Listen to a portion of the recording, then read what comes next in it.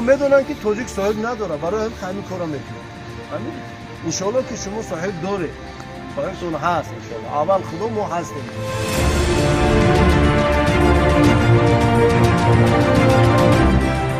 امیدوارم که در این ثواب شما خوش میشید عزیزای دید، چون که ومن یعمل مثقال ذره خیرا یره.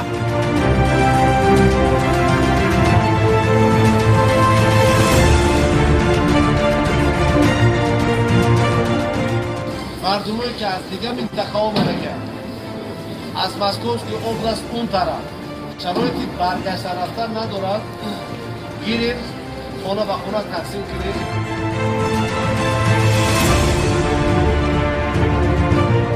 مرکز تاجیکان یک مرکز دیگر باز کردگان، انشالله از اون هم خبر میدید. دوستایی که در طول هستن انشالله کمک دریافت میکنن. خب بچه ها رو ببینید، بچه ها خدمت کردن برای شهروندای ملت دعا کنید.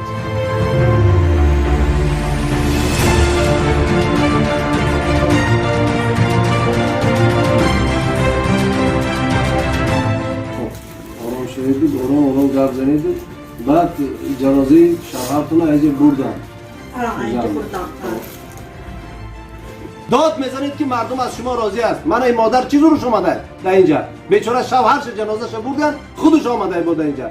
دستاش لرزان مجبور است که کار کند برای یک لقمه نان. وقتی اون رسیده است که به هم آییم، وقتی اون رسیده است که دستی که همدیگر رو بگیریم، به خانه همدیگر به مهمانی بیاییم و کاری کنیم که نگذاریم این ملت در این کشور خاروزدون باشد.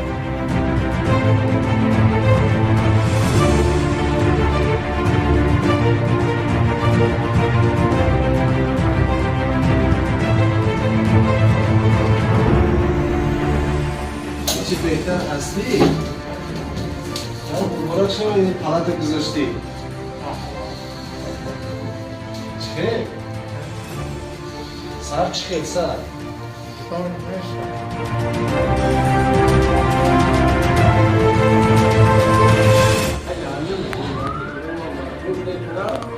باید یک خراب بر میره.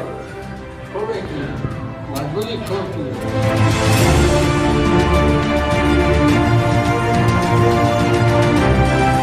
مهاجری که شب در بالای بیتان و در بالای کردان خواب میرود، بچهای مسکو سیتی دردی اون مهاجر فقط مهاجر میفهمه.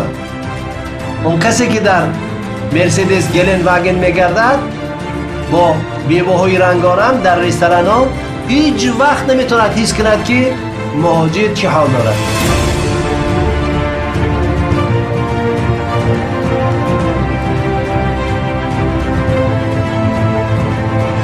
وقتی مادر با دو فرزندش برای من زنگ زد و گریه کرد، گریست که پول خانه را داده نمیتوند و گفت که گرسنه است، تشنه است و روزه‌دار است و امکانیت ندارد.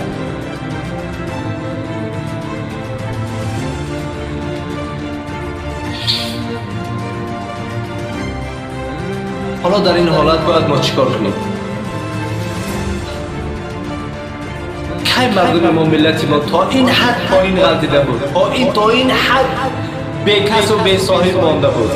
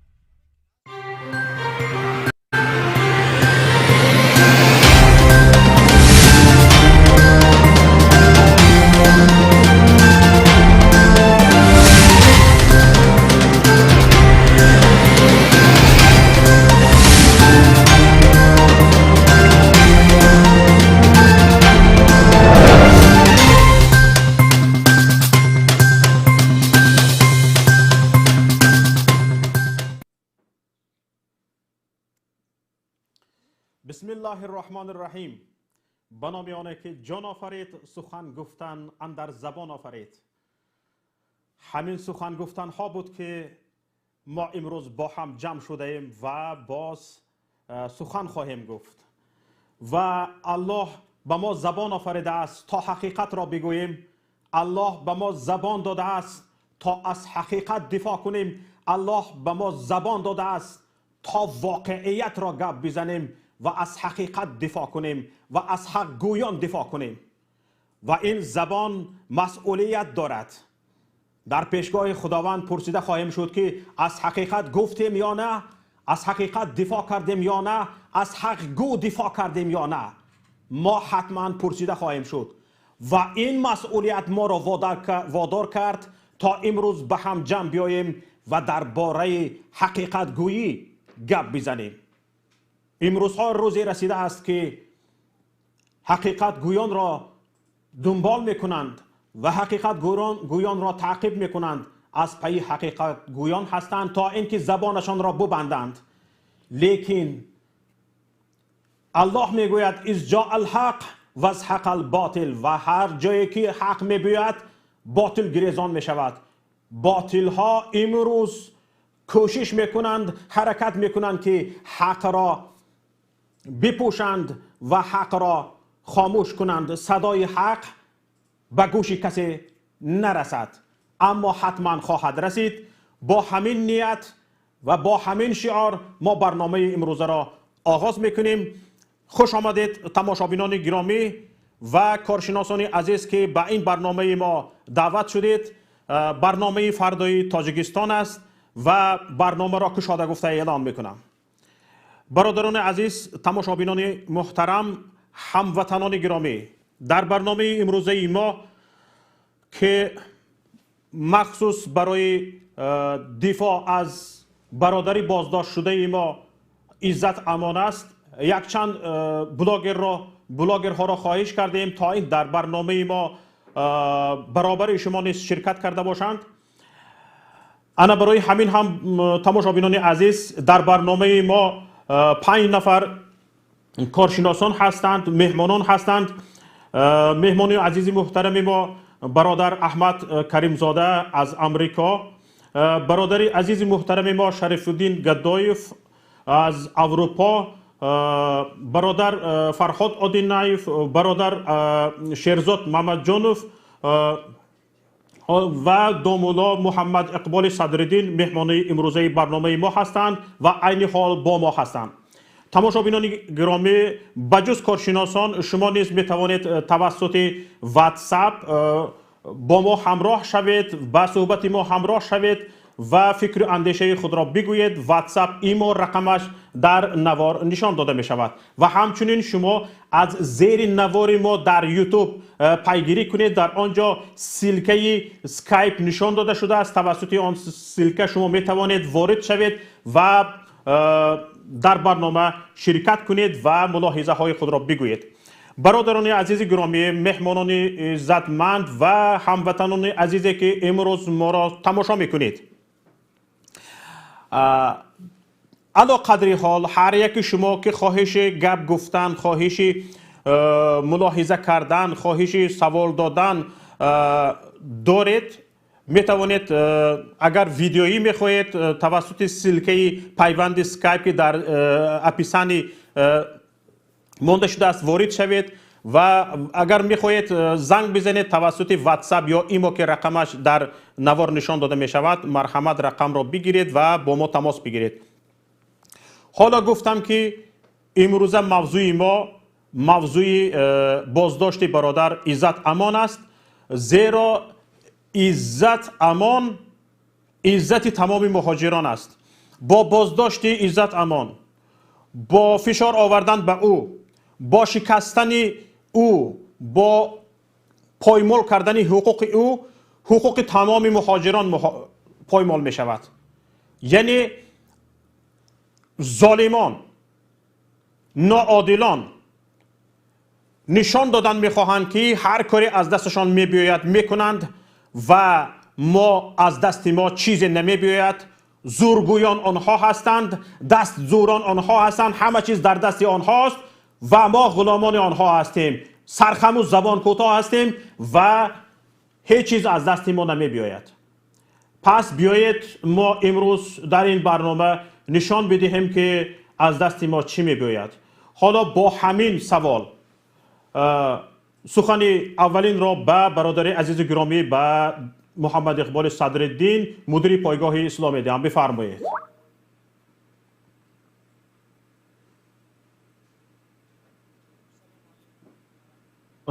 و برکاته بینندگان گرامی و اظهار سپاس میکنم از شما شوکت جان که در این برنامه برایمون امکانی صحبت کردن دادید. واقعا هم امروز تمامی ملت تاجیک و همه آنانی که درد غربت و رنج مهاجرت را میکشند از یک حامی خودشان که حامی حقوقی به حقوق مهاجران، حامی یک ملتی که در روسیه به بدترین وجه و به بدترین نام یاد کرده می شود، مورد تمسخر تمامی شبکه های روسی که از اول شروع کرده تا دیگر شبکه ها قرار می گیرد. تاجیکی که به حقوق است، تاجیکی که اصلا ارزشش را و اصلا حقوقی که یک انسان دارد در روسیه محروم است.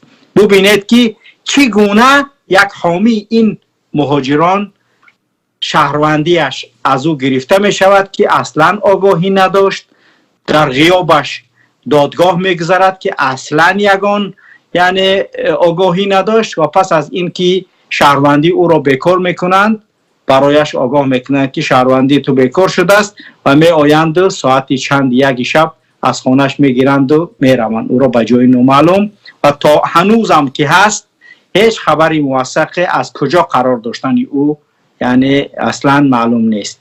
البته وزارت کارهای داخلی در رابطه با این حامی حقوق بشر ایزات امان پرونده جنایی و ماده قلابی افتتاح نمود که این واقعا هم یک چیزی جدید نیست و ما تا امروز شاهد آنیم که چقدر شهروند تاجیکستان به تاجیکستان استرداد گشت که از روسیه شهروندی روسیه را هم داشتند و با تهمت‌های واهی و دروغین پشتی میله‌های زندان شدند و یا اینکه وضعیتشان واقعا هم خیلی وخیم و بد که از زندانی هم بدتر هستند.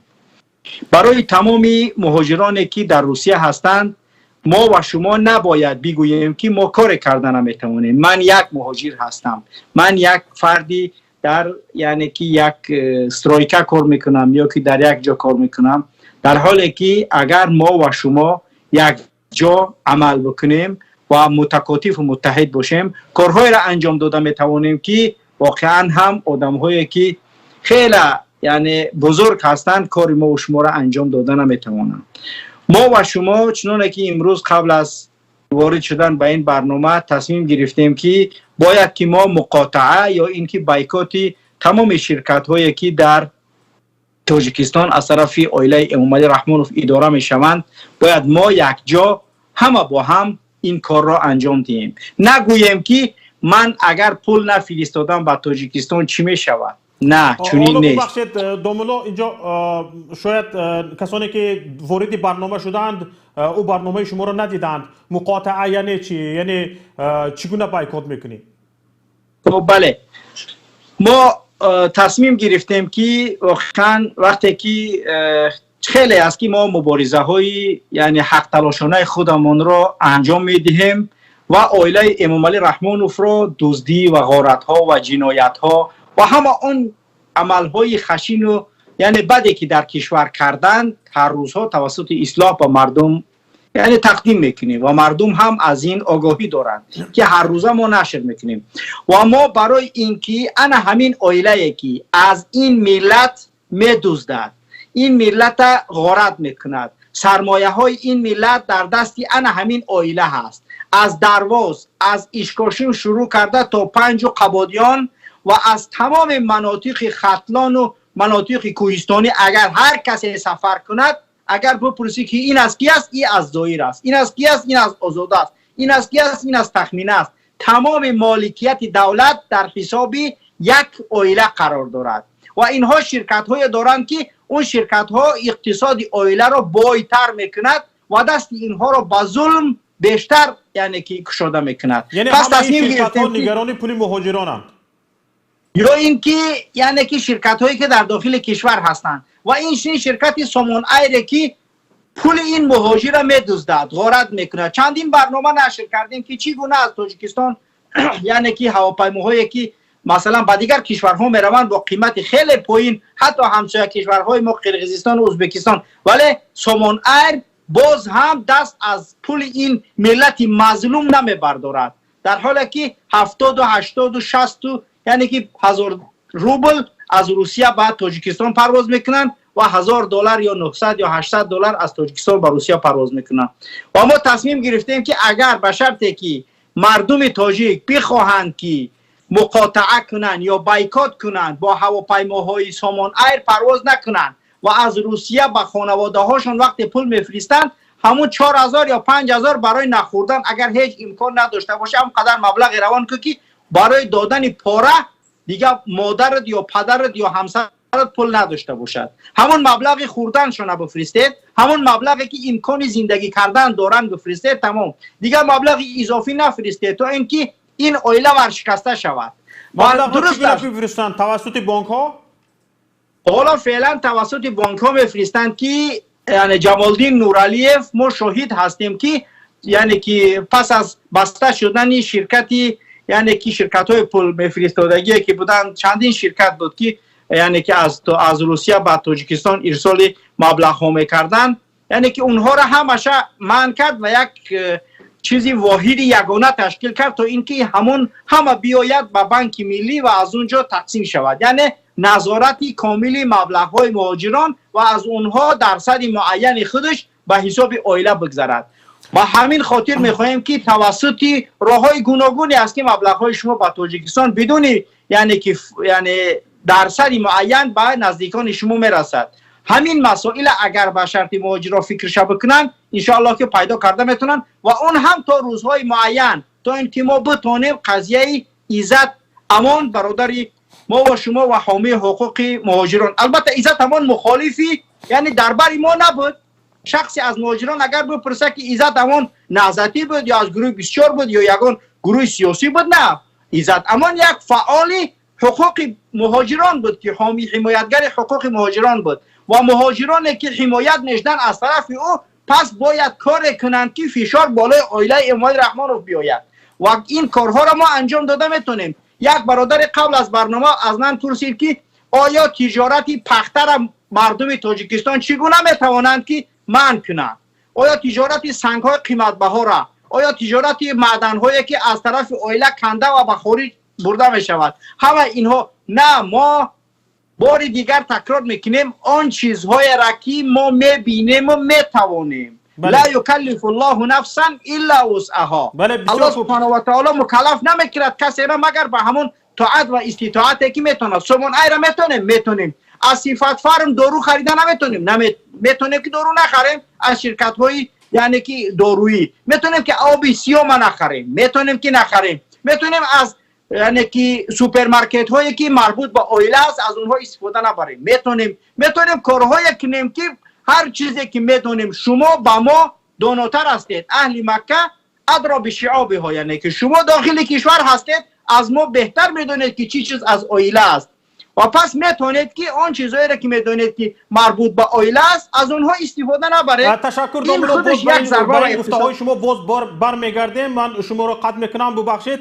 من از برادر شراف‌الدین پرسیدن میخواستم که به فکر شما که با این عائله سر کار داشتید، تجارت داشتید در تاجیکستان و بسیار همین مسئله ها را تنقید میکنید، فکر شما چی است در این باره؟ چگونه میتوان همین کارها را کرد؟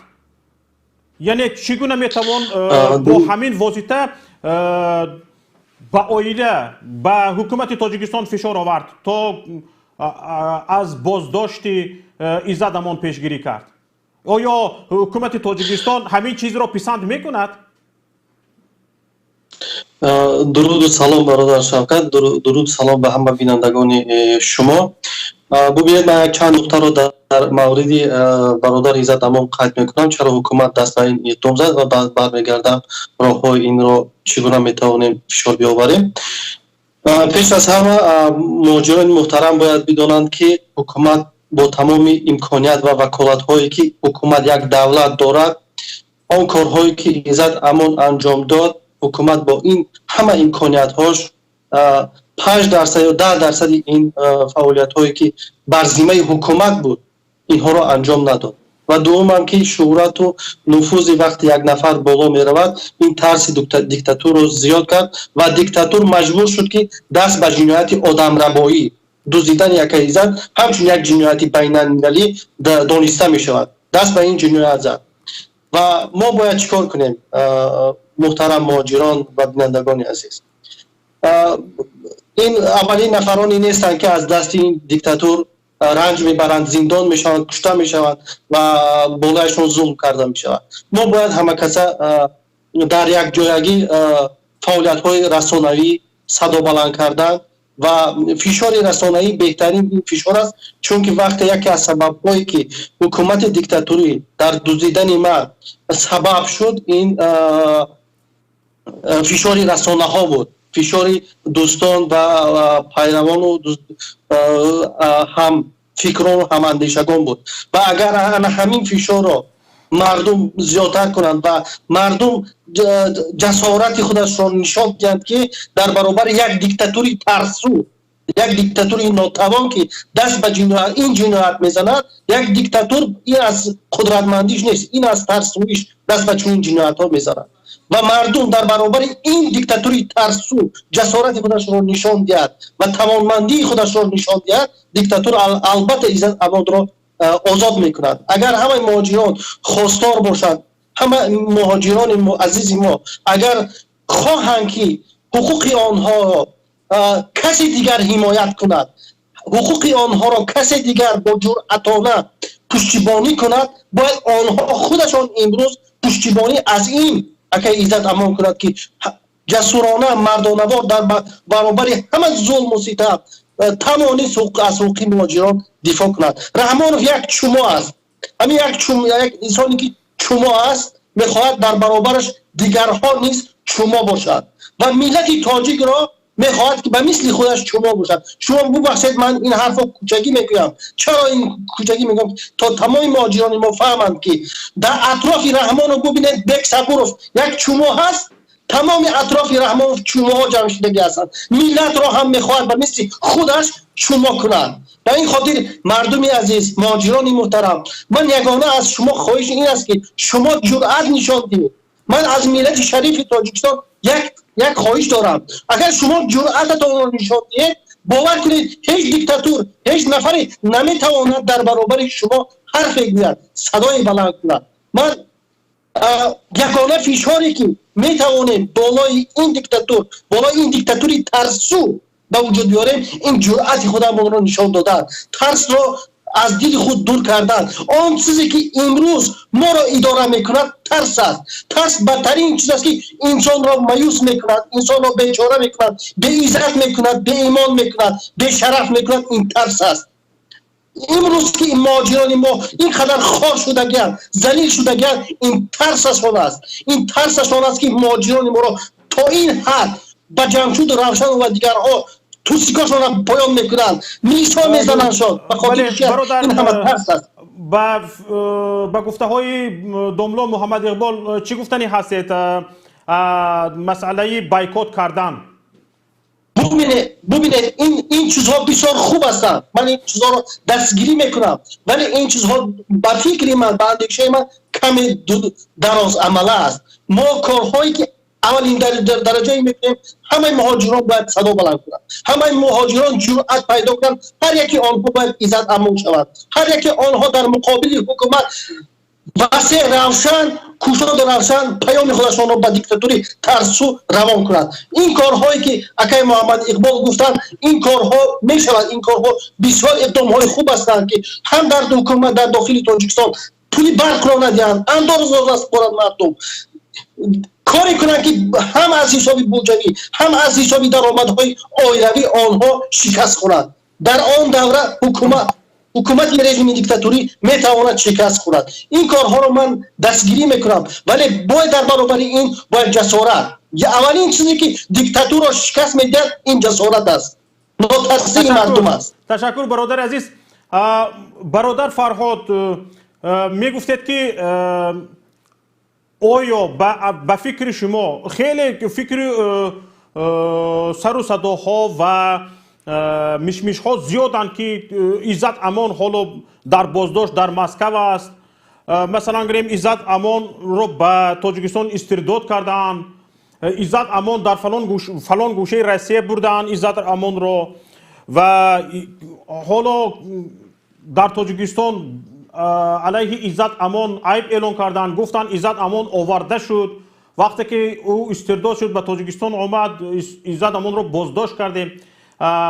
شما که در مسکو طول چند سال زندگی کرده هستید و به سیاست پایتخت روسیه شناس هستید، در این باره فکر شما چی است؟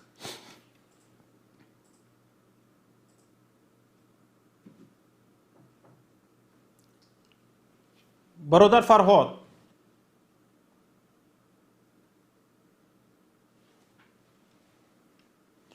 برادر فرهاد ما رو میشنوید؟ فرهاد اودینایف.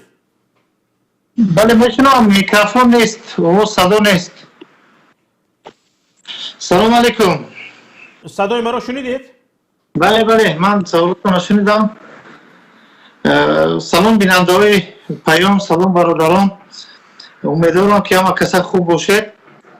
راستی تجربه نشان میدهد که ببینید از روز 25 اکا ایزات ناپدید شد. خب تا حال مقامات های رسمی روسیه یگان شهر ندادن این مسئله رو.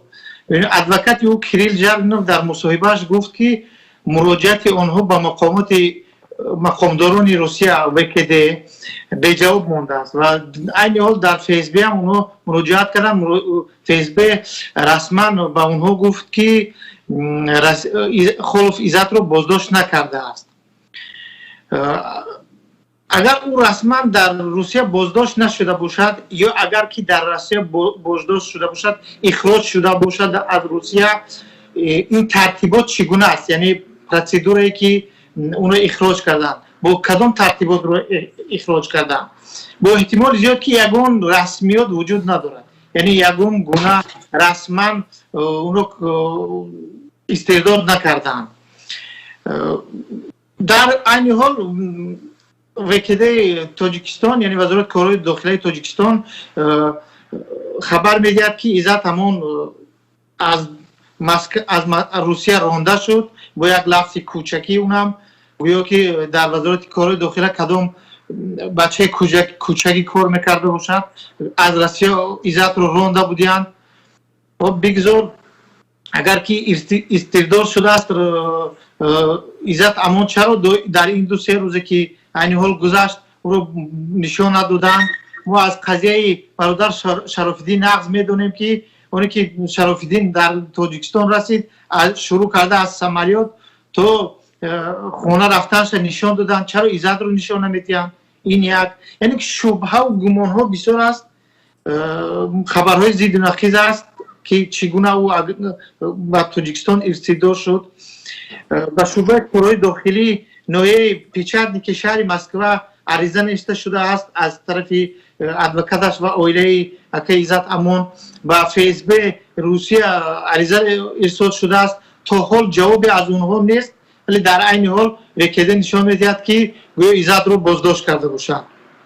ببینید من یک نقطه بسیار مهم برای شما میخواهم قید کنم. اگر که شما به سایت وزارت کارهای داخلی نظر کنید، اگر امکان باشد یک اون سایت وزارت کارهای داخلی را نشان دهید، ببینید در اونجا نشان میدهد،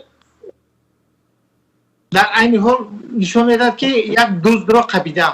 خب کدام جنایتکار آدم کشته است اون رو بازداشت کردن و جنایتش را نشان میدهد، ولی همه این بازداشت شده ها را یک مرتبه خبرش نشان داده شده است و خلاص.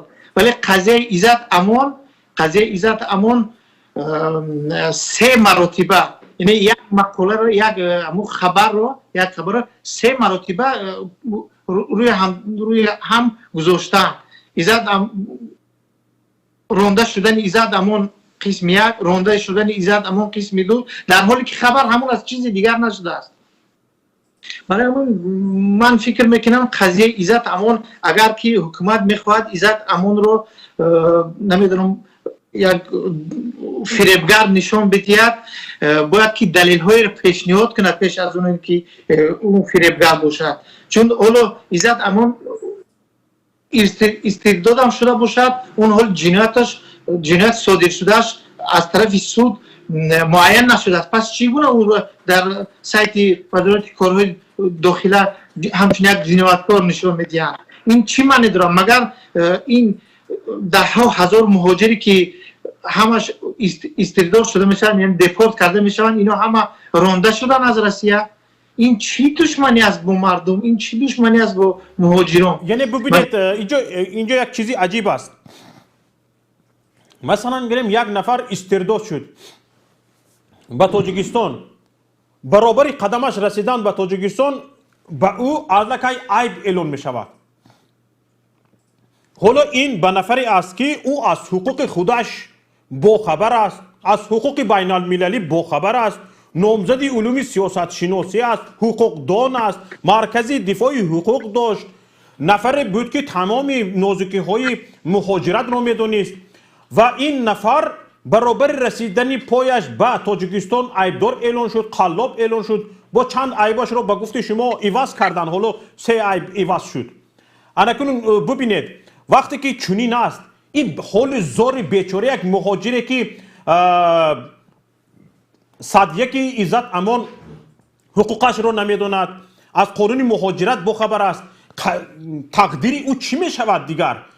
هر کسی که مثلا گریم کرامت شریپوف از حقوق مهاجران دفاع میکرد، او را روسیه دیپورت کرد، در تاجیکستان بردن، مدت چند وقت مرد رفت. یعنی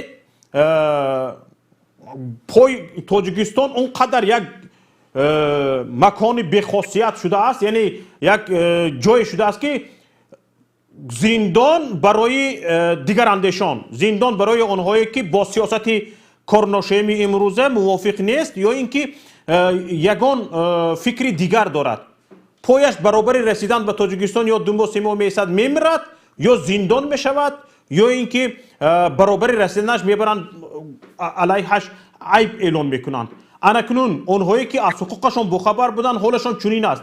اکنون حال زار این مهاجران چی میشود؟ مگر مناسبت من بعد هر کسی که اندیشه دیگر داشت، فکر دیگر داشت و از حقوق خود میخواهد دفاع کند، میخواهد آزادی خودش تامین باشد، پس تقدیرش همین میشود. یعنی این که وقتی که تو باید زبانت بسته باشد، صدایت نبراید، از حقوقت دفاع نکنی، از آزادی خودت تلاش نکنی، یعنی تو باید غلام باشی. همین اینها قانع میشوند. ولی شما بسیار درست قید کردید شوکت جان.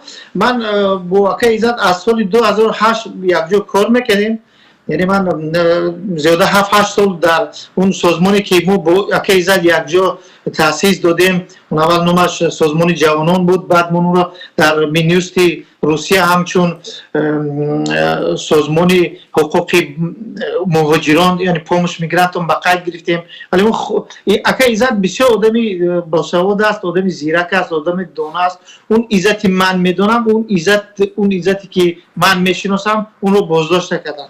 من بازداشت ایزات در روسیه را و اگر استرداد شده باشم اینو غیر قانونی میدونم. این یک عمل آدم ربایی است، این یک جنایت است که از طرف گروه مخصوصی انجام داده شده است و من از طلب میکنم ما باید کوشش کنیم که این اشخاصی که در این گناه در این جنایت دست دارن اینا همش به جوابگری کشیده شود. اگر ما قضیه شراف‌الدین رو گناهکاران شد جزا ندادیم، ایزات شد. اگر کرامت رو نشیدیم پس با ایزات این کار رو کردن. اگر ما سری راه این رو نگیریم این دوام نکرد، دیگر کی میموند بگذار دیگر در روسیه کسی نماند. روسیه یعنی یک کشوری ناامن به حساب می رود برای مهاجران. تشکر با شما. من اینجا برادر عزیز گرامی احمد کریمزاده از شما پرسیدن میخواهم. شما بعضی وقت در گفتگوهایتان، در صحبتهایتان، صحبتهای شما نسبت ایزات امان از صحبتهای دیگران فرق میکرد، یعنی بعضی اختلاف نظرها داشتید. حالا ببینید این حالت که پیش آمده است، حکومت جمهوری تاجیکستان موافق با آن است که هر کسی که از حقوق مهاجران در روسیه دفاع میکند اون را برچیند و برای برچیدن مدافع حقوق مهاجران در روسیه سهمگذاری میکند و حتی با گفته های مبلغ هم صرف میکند. به فکر شما چرا چنین است؟ چرا حکومت جمهوری تاجیکستان چنین تصمیم میگیرد؟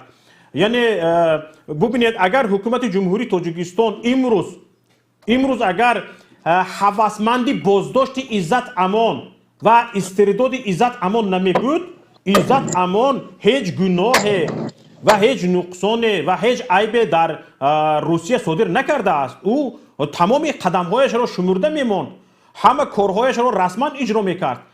و چرا چنین شده ایستاده است به فکر شما؟ سلام علیکم با همه، امیدوارم خوب سلامت باشین. تشکر. ما با برادر ایزات امون طول چند سال از هم صحبت هستیم. ما در بسیار چیزا هم قطعیش همراه بودیم، یعنی که چیزی که فقط مهاجرا را کسات میکرد، هر چیزی که با مهاجرا بود، یعنی که کارهای مهاجری که هم در امریکا هم در روسیه بگیم با یکدیگر همکاری داشتیم برای فهمیدن مردم و مهاجرت. سوالای بسیار بودن، لیکن از وی سیاست اکا ایزات مخالف نبود، ضد حکومت نبود. یک سال پیش در اینترویو ما خودش گفته بود که آماده است با این حکومت همکاری کنه و در یک افیری که 2 ماه پیش داشت در اونجا هم گفت که یگان پرابلم با این حکومت نداره، نه ریولوسیون کنه، نه انقلاب کنه، نه یگان چیزی دیگر. لیکن ایزات امان برای این ملت تلاش کرد، بله کرد. ایزات امان برای مهاجرین گریست، بله گریست، من شاهدم. ایزات امان برای مهاجر چه قربانی کرد، همه تاجیکستان امروز شاید قربانی کرد. مهاجر مردم یک تاش برای ایزات امان خست رفت، نگفت سای مومین نمو پسالا که تو چیکار کرده استی. یعنی همه کار بسیار بچه های اکثریت در مسکو بوده میدونن که کرد ایزات امون، прекрасно میدونن ایزات امون در کدام بازی داخل کردن، چخیل بازیش کناندن، چخیل کردنش. حاجی جبار کیای، کرامت شریف کی کارا کرد، او بیان میانش کیای، منتای پتروفکا چیکار میکنن در تیمای بازاری صدواد و فود سیتی. او یا حافظ صغیرش در فود سیتی بچه تاجیک ظلم میکرد. او چیکارا حقیقتی شاروخ چیکارها داره، این گپا را کی میبروه میگه؟ یا این یک دیمش من دیگر با این مهاجر مردم خدمت مهاجرم، من همچو یک بگیم من پروازشید نگوری حقوق مهاجر را دفاع کردنش در همین راه دا برامدم.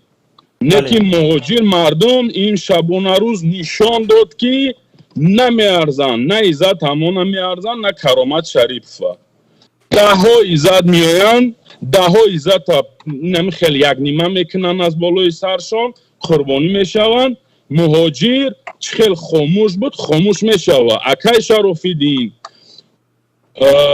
امام علی رحمانوف مردم چما نکرده است، مردم تاجیک علاکه چما شیدگیه.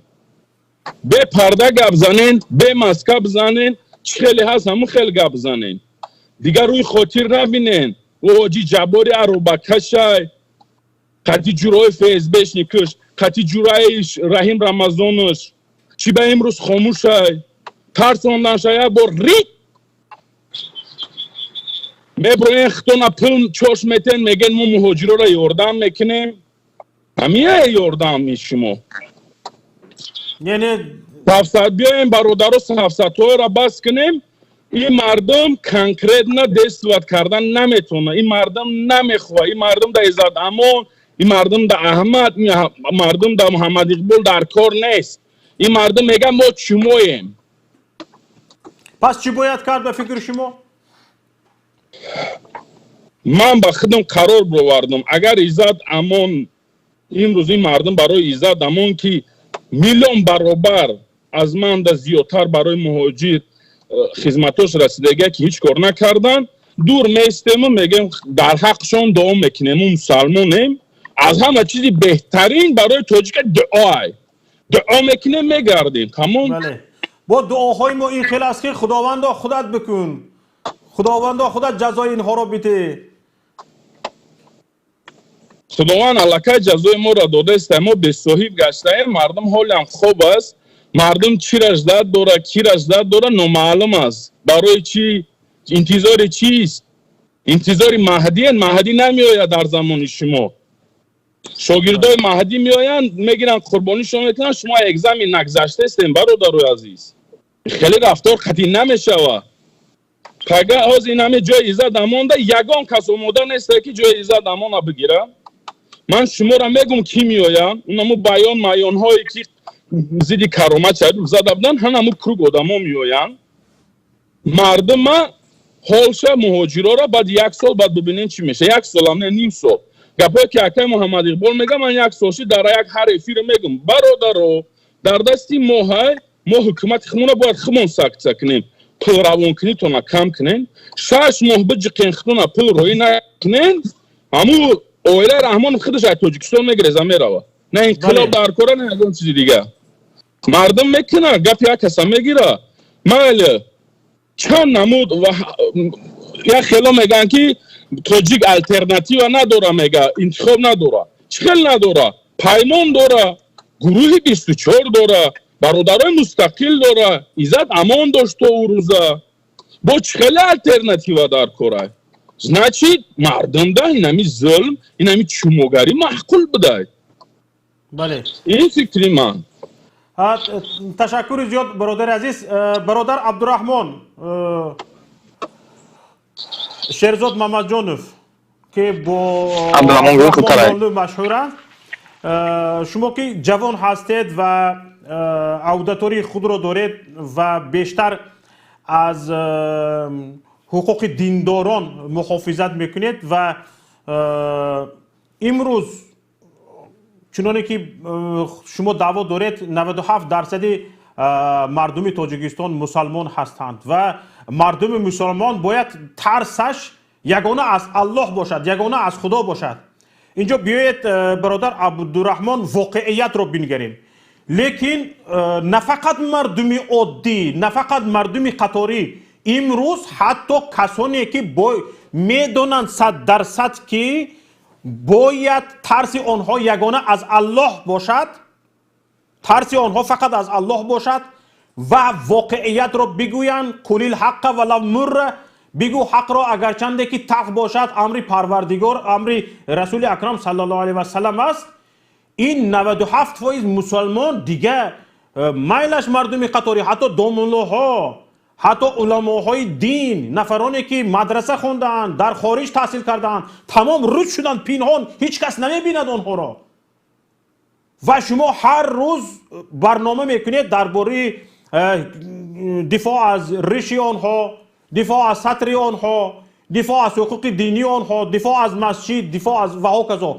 ولیکن امروز میبینیم، وقتی میبینیم که یگانه ترس باید از کی باشد؟ از الله باشد.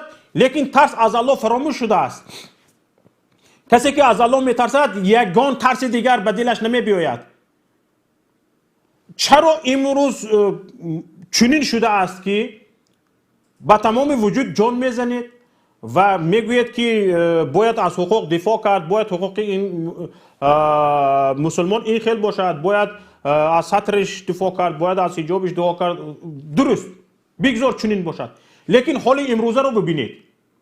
مردم دیندار است، مردم مسلمان است، لیکن به خاطر ترس حتی نمیتواند حق خودش را نسبت یک برادرش ادا کند.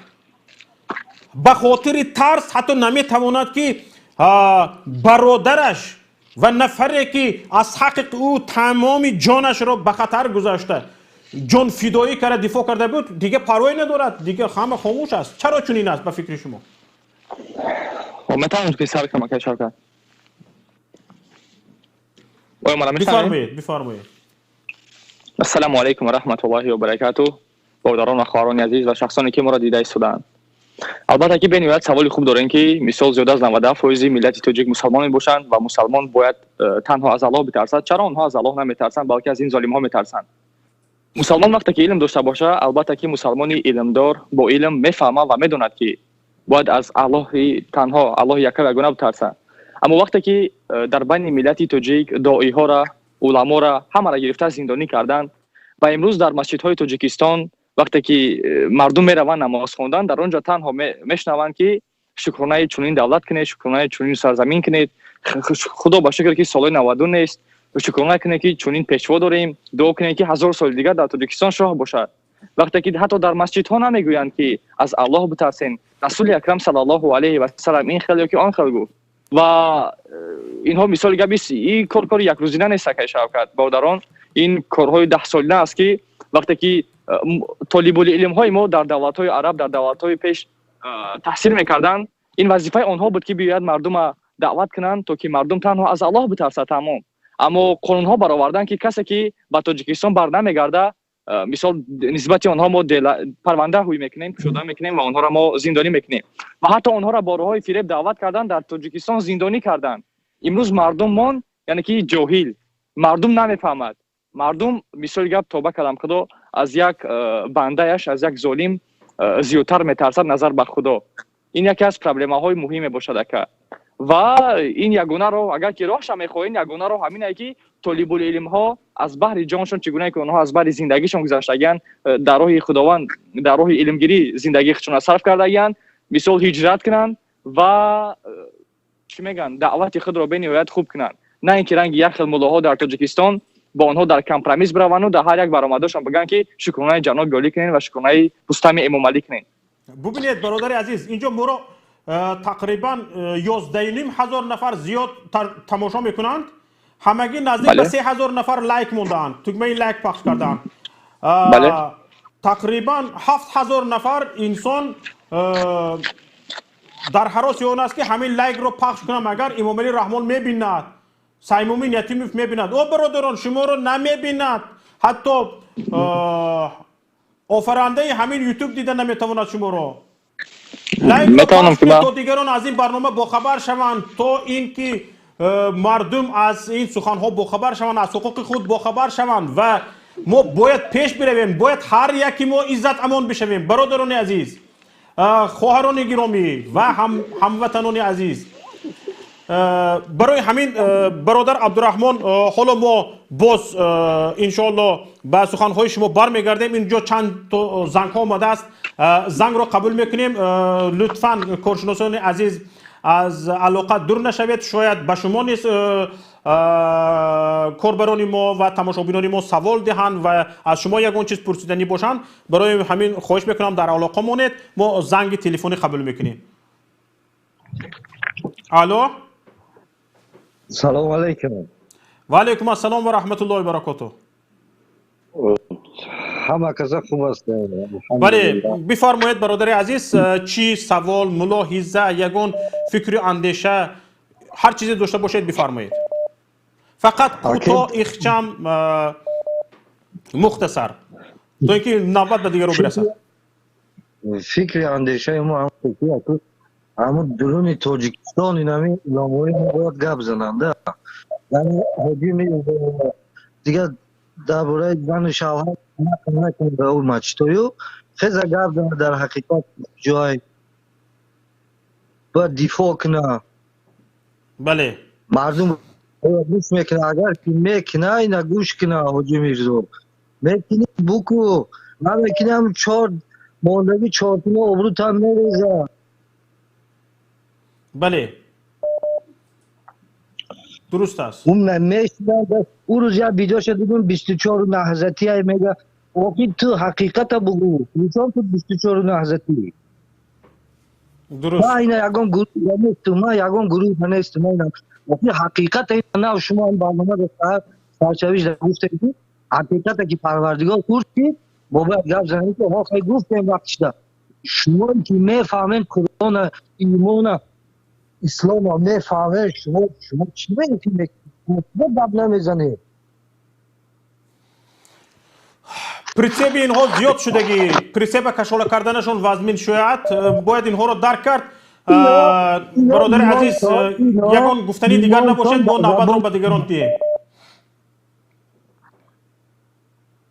خیلی مردکا گپ زننده آواز بلند کنن بیچاره ما در یک سو مشاهده ساتیدگی نیست همو عزت امونه لیکن ما در نرسیده من نباید بگم که ما در نرسیده ما سسترانی یا پسواتوی کشتو چیزا. بله تشکر به شما. زنگ دیگر رو قبول بکنید.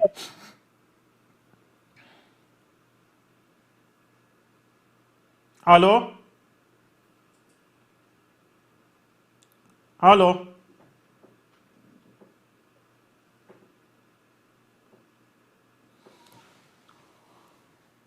دوستان ما سلکه اسکایپ رو نیز در اپیسانی نوار مونده هستیم. کسانی که با سیمای خود جسارتی برآمد کردن دارید، فکر اندیشه گفتن دارید، مرحمت با ما همراه شوید و کسانی که تگمه لایک رو پخش نکردید تگمه لایک رو پخش کنید تا اینکه دوستان شما با خبر شوند و به برنامه وارد شوند و از این گفته‌های من شما با خبر شوند. زنگ رو قبول میکنیم. الو السلام علیکم و رحمت الله و برکاته. و علیکم السلام و رحمت الله و برکاته. معذرت میخوام من کمی دیرتر در آمدم اما یک سخن گفتنی داشتم.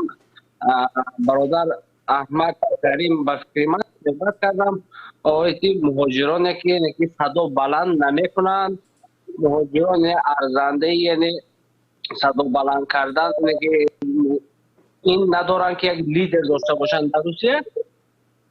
برادر کریم در این باره چون سخن میکنن هزارها مهاجر است که تیار است که از عزت امون که دفاع کند ضد این ظالمان که صدا بلند کند.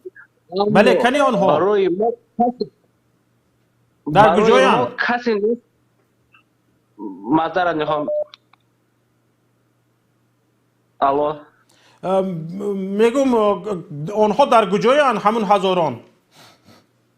برای ما اصلا برای ما یک کسی یافت نمی شود که در میدان باید زینه به زینه یعنی راه نشان دهد، یعنی که مردم چگونه راه انتخاب کردن رو نمیدونن. مثلا ما اعلان کردیم 2 روز پیش وقتی که دستی شد وقتی سفارت باید بکنیم میتونیم وقتی که این سخن آغاز شد یک چند نفر باز برآمدن از فیسبوک گفتن نه این وقتی که میتونید کردید میتونید قانون میشه شما رو دستگیر میکنن از نام میتونید عزت امون و تاجیکستان دفاع میکنن که ما رو من یعنی ترس دادن، یعنی بگوید که ترس دادن. بله بله نه مردم یک فکر نیستن، یعنی با ما یک لیدر لازم است که باید همه جمع نشتیم پیش ترس نیست خولت نیست. وقتی مردم هر گونه فکر میکنن و ما یک نشان دهنده عمیق نیست. وقتی که گفتن فقط به روز انقلاب مردم که جمع نیستن. وقتی که ما میگم روز شما وقتی نماز صادق میگذارن همه یکجا میریم نماز جمعه. برای ما نه یک وقتی معین است، نه یک لیدر معین است، نه یک عهده معین است که یعنی بیره تشکر به شما برادر عزیز. چندین نفران زنگ زده ایستادن نمیتوانیم اینقدر دور و دراز صحبت داشته باشیم با یک نفر. برادر عزیز تشکر به شما که بسیار سخنهای خوب گفتید. فقط اینجا ببینید چی بلای زده است ملت تاجیک را، چی بلای زده است مردم تاجیکستان را که فقط در یادشان ترس هست. خلاص ترس هست. وقتی که تو از حقوقت مثلا شما بنگرید اوی مردم تاجیکستان اوی هموطن شما ببینید وقتی که به ناموستون وقتی که چنگ می اندازند چشم علا می شود شما اون وقت ترس هراس همه این چیز را از فکرتان برآمده می رود. حتی نمیفهمید که در گرد اطرافتون چیکارهای از دستتون آمده است و شجاعت و جسارت شما ده چند بالا می رود از بود خودتون. شما درک میکنید، لیکن همین ترس چیکار میکند؟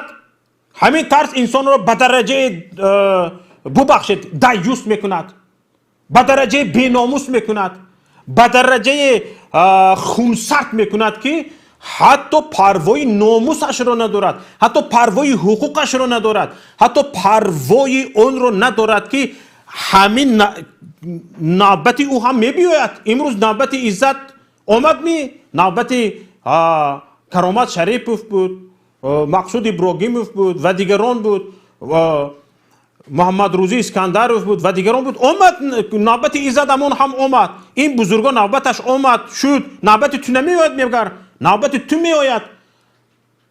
اگر مثلا گریم دانند که همین حکومت دارای ما، زیمان به دستان ما دانند که اگر این ملت به ناموس است، وقتی که ناموسش غلبه میکند هیچ چیز یگان ترس پرس دادن به فکرش نمی بیاید، آنها یگان استحاله میکنن، اندیشه میکنن که چی کار کرده ایستادند. یک زنگ سکایپی آمده است، از سکایپ زنگ قبول میکنیم.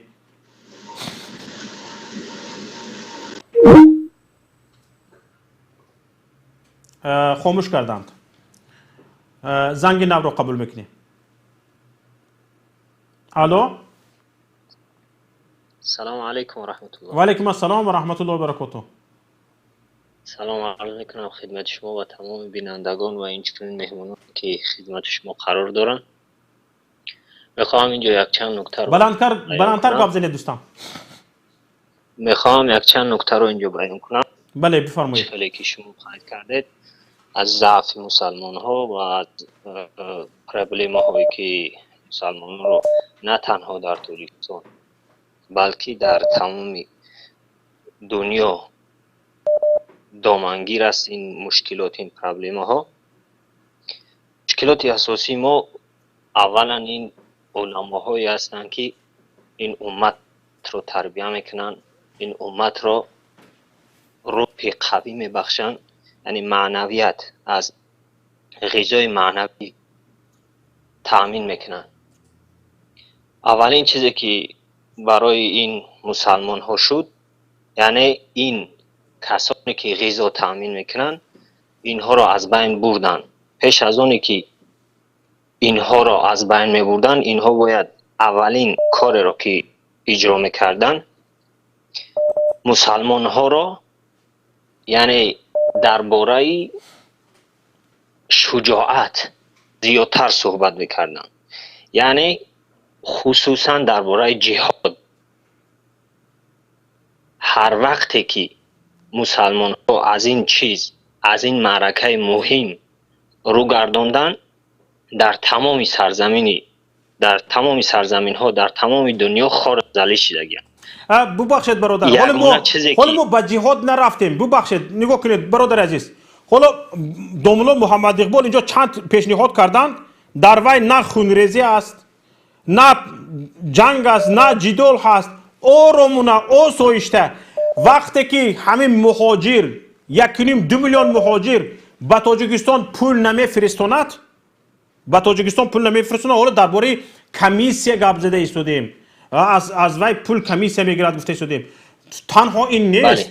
وقتی که پول به بانک اولاد رفته میفراید، به بانک اویله رفته میفراید، پول اون همین پول الکی به برابر به بانک اویله رفته فرامدنش، از این پول آنها فایده بغیر از کمیسیه دیگه فایده ها میگیرن. همین پول را به آفشور یعنی بانک های اویله گسیل میکنند. برابر پول را شهروندان تاجیکستان از مهاجرت به تاجیکستان گسیل کردن، دانسته باشند که هرچند پول را آنها میدهند، بعد از 1 ساعت، بعد از 2 ساعت پول را میدهند، لیکن همین پولشان یک بار به کیسه عضو اویله خسته میشود. بله و طول چند دقیقه این پولشان در کیسه عضو اویله بازی میکند. هر چند ثانیه باشد، دقیقه باشد، بازی میکنند. یعنی یک بار به آفشور رفته میبیاید. بغیر از این وقتی که مثلا گریم شما نگاه کنید حالا تاجیک ها فرصت این رو دارن که مثلا گریم تاجیکان میوه میبیارند به روسیه، در روسیه تجارت میکنن، از ازبکستان از دیگر جاها مثلا گریم خصوصا از تاجیکستان میوه خشک میبیارن، مثلا چند دیگر چیزها میبرن. آنها همین بیزنسمن ها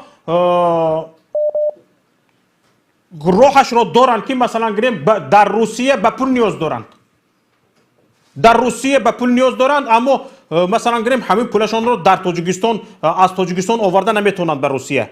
با این گونه تاجران باید به تماس برآیند و اعلان کنند که من مبلغ دارم و کسایی که به تاجیکستان مبلغ فرستادن میخواهند مرحمت توسط من فرستادن، از مثلا گریم از فلانی رفتن میگیرن. همین خیلی کرده میشود و کمترین پول مثلا گریم تنها به خانه پوشی، یک 6 ماه خانه نپوش تاجیک هیچ کار نمیکند. یک ماشین شلقی اروپا رفتگی چند تقسیم کرده زبچست کرده برده سوارکه کرده یک تا کردگی 5-6 ماه نخری تعصبی همسایت نکرده هیچ کار نمیکند. 5-6 ماه دیرتر عروسی کنی هیچ کار نمیکند. اما این حالت بدون هیچ یک جنگ و جنجال، بدون هیچ یک تظاهرات، بدون اویله را به سنگ خنک میشینوند. این اویله خودش گفتی محمد اقبال صدرالدین برآمده گریخته میرود. برای آن که تمام همین دار و ندارش امروز از دست مهاجر است و دو چشمی ان همین اویله در همین مهاجر است. برای چی اینها حقوقدان های ما را، برای چی اینها مدافعان حقوق ما را سرکوب کرده ایستادند، برده زندان کرده ایستادند؟ برای آن که مهاجر از حقوقش باخبر نشود، از حقش باخبر نشود، جیم کلنده بزند، کوچه را بروبد، پول را کار کند و جیم فرستاند به کیسه اینها. انا برای همین اینها کسانی که از حقوق مهاجر گپ میزنند، از حق مهاجر گپ میزنند، انا برای همین سرکوب کرده زبان اینها را بسته ایستادند، دهان اینها را بسته ایستادند. برادر عزیز همین قدر کار را کرده توانیم، خیلی کار بزرگ است. از اسکایپ زنگ قبول میکنیم. بله. الو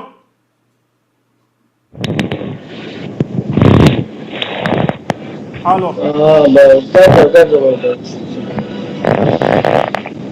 من از شما یک چیز میخواستم بپرسم که همین دولت حکومت توچیکستان ایزات امان حضورتون آماده است.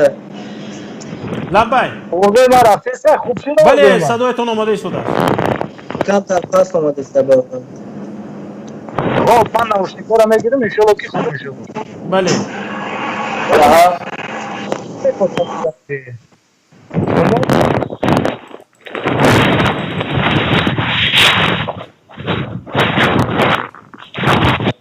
الو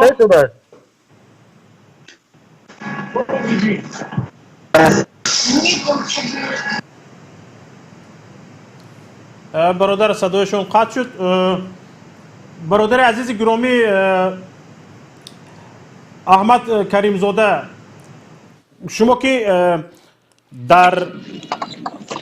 در مهاجرت هستید لیکن از اکثر مهاجران دور هستید، مثلا گریم شاید شرایط کاری مهاجران در روسیه از شرایط کاری مهاجران در امریکا فرق کند. مثلا اگر همین مناسبت با ایزات امان که در روسیه شد در امریکا میشد چی میشد؟ در امریکا این چیز ناممکن. برای چی؟ اگر از طرف مهاجرا بگیریم، امریکا همین قصد یک خوبی داره که اینجا به زبان به نهایت دشوار صاحب کار شدن، صاحب یک چشینن، جوانا یا کلانسالا هم که اومدن در حال از پس زبان آموختن می شوند و این کشور یک کشور آزاد است، یعنی که حقوق ترا هیچ که پایمال هم نکنه، که هر کس حقوق ترا پایمال کرد دفاع کردنش به نهایت یک فضای آزاد است برای دفاع کردن حق حقوق خود، یعنی که اکثریت مهاجرای ما حق حقوق خودشون ایجاد میدونن و محتاج به پروازشی نیکو نیستن. در بین مهاجرای ایجاد محتاج یک کارهای ارگانیزاسیونی هستند. намешавад ҳолати муҳоҷирои амрикоро ба Россия баробар карда умуман. нигоҳ кунед, дар Русия ҳамихел мо мудофиёни ҳуқуқи башар, мудофиёни ҳуқуқи муҳоҷир доштем ки аз ҳуқуқи онҳо дифоъ мекарданд, барои патент гирифтан, барои буди боши худро ба қайд мондан ва ҳоказоҳо кӯмак мекарданд. ҳамин чиз дар Амрико чӣ гуна аст? дар Амрико ҳам ҳастанд одамову шахсоне ки паралегал меган консултация мекунанд ё ки ёрдам мекунанд барои як хел документҳоро тахт кардан. яъне мардуми мо ҳаминҷа ман 2 сол шуд худам аллакай аз пишти диаспорасозӣ ҳастам. худам танҳо мекунам ҳамаи кора. Танҳо мекунам. Ҳастанд бародарое ки як хел вақт барои ягон маъракаҳоро хай дастгирӣ мекунанд. Тамом амин Аллоҳу акбар. Дигар ягон хеле гап нест. саволро барои чӣ метиҳам? Шумо мисли на камтар аз Иззат Амон ё ҳарчанд ба ягон гурӯҳ шомил нестед, на камтар аз ягон мухолифон ҳукумати Тоҷикистонро танқид мекунед. фарз кардем шумо Иззат Амон дар Амрико ҳастед. оё Амрико муносибаташ ба шумо чунин шуданаш мумкин аст? Не, дар Амрико номумкин аст ки паспорти ма додагиро бигирад, аннулировать кунад. ӯ ягон туалетни бумага нест ки як касабиташ бо бигира бидаронаш бигад шаҳрванди мо нест. ин кишвар шуконаи худо қоидаву қонунаш мустаҳкам аст, яъне ки ношиканда.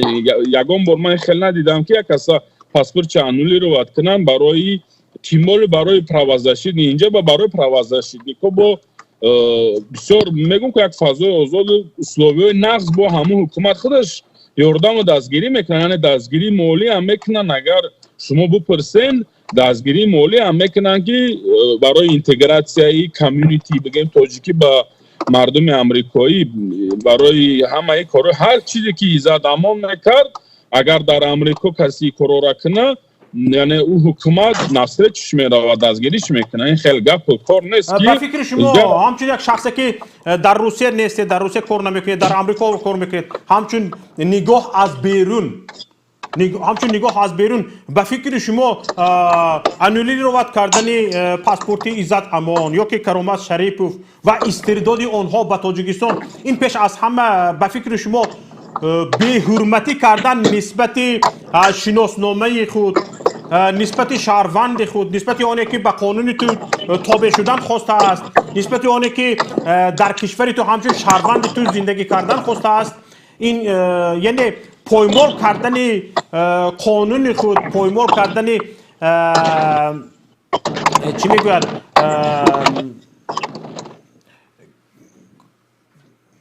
қадру қимати худ нест ва шарманда кардани худ дар малаи ҷомеаи байналмилалӣ нест? барои Русия мегӯям.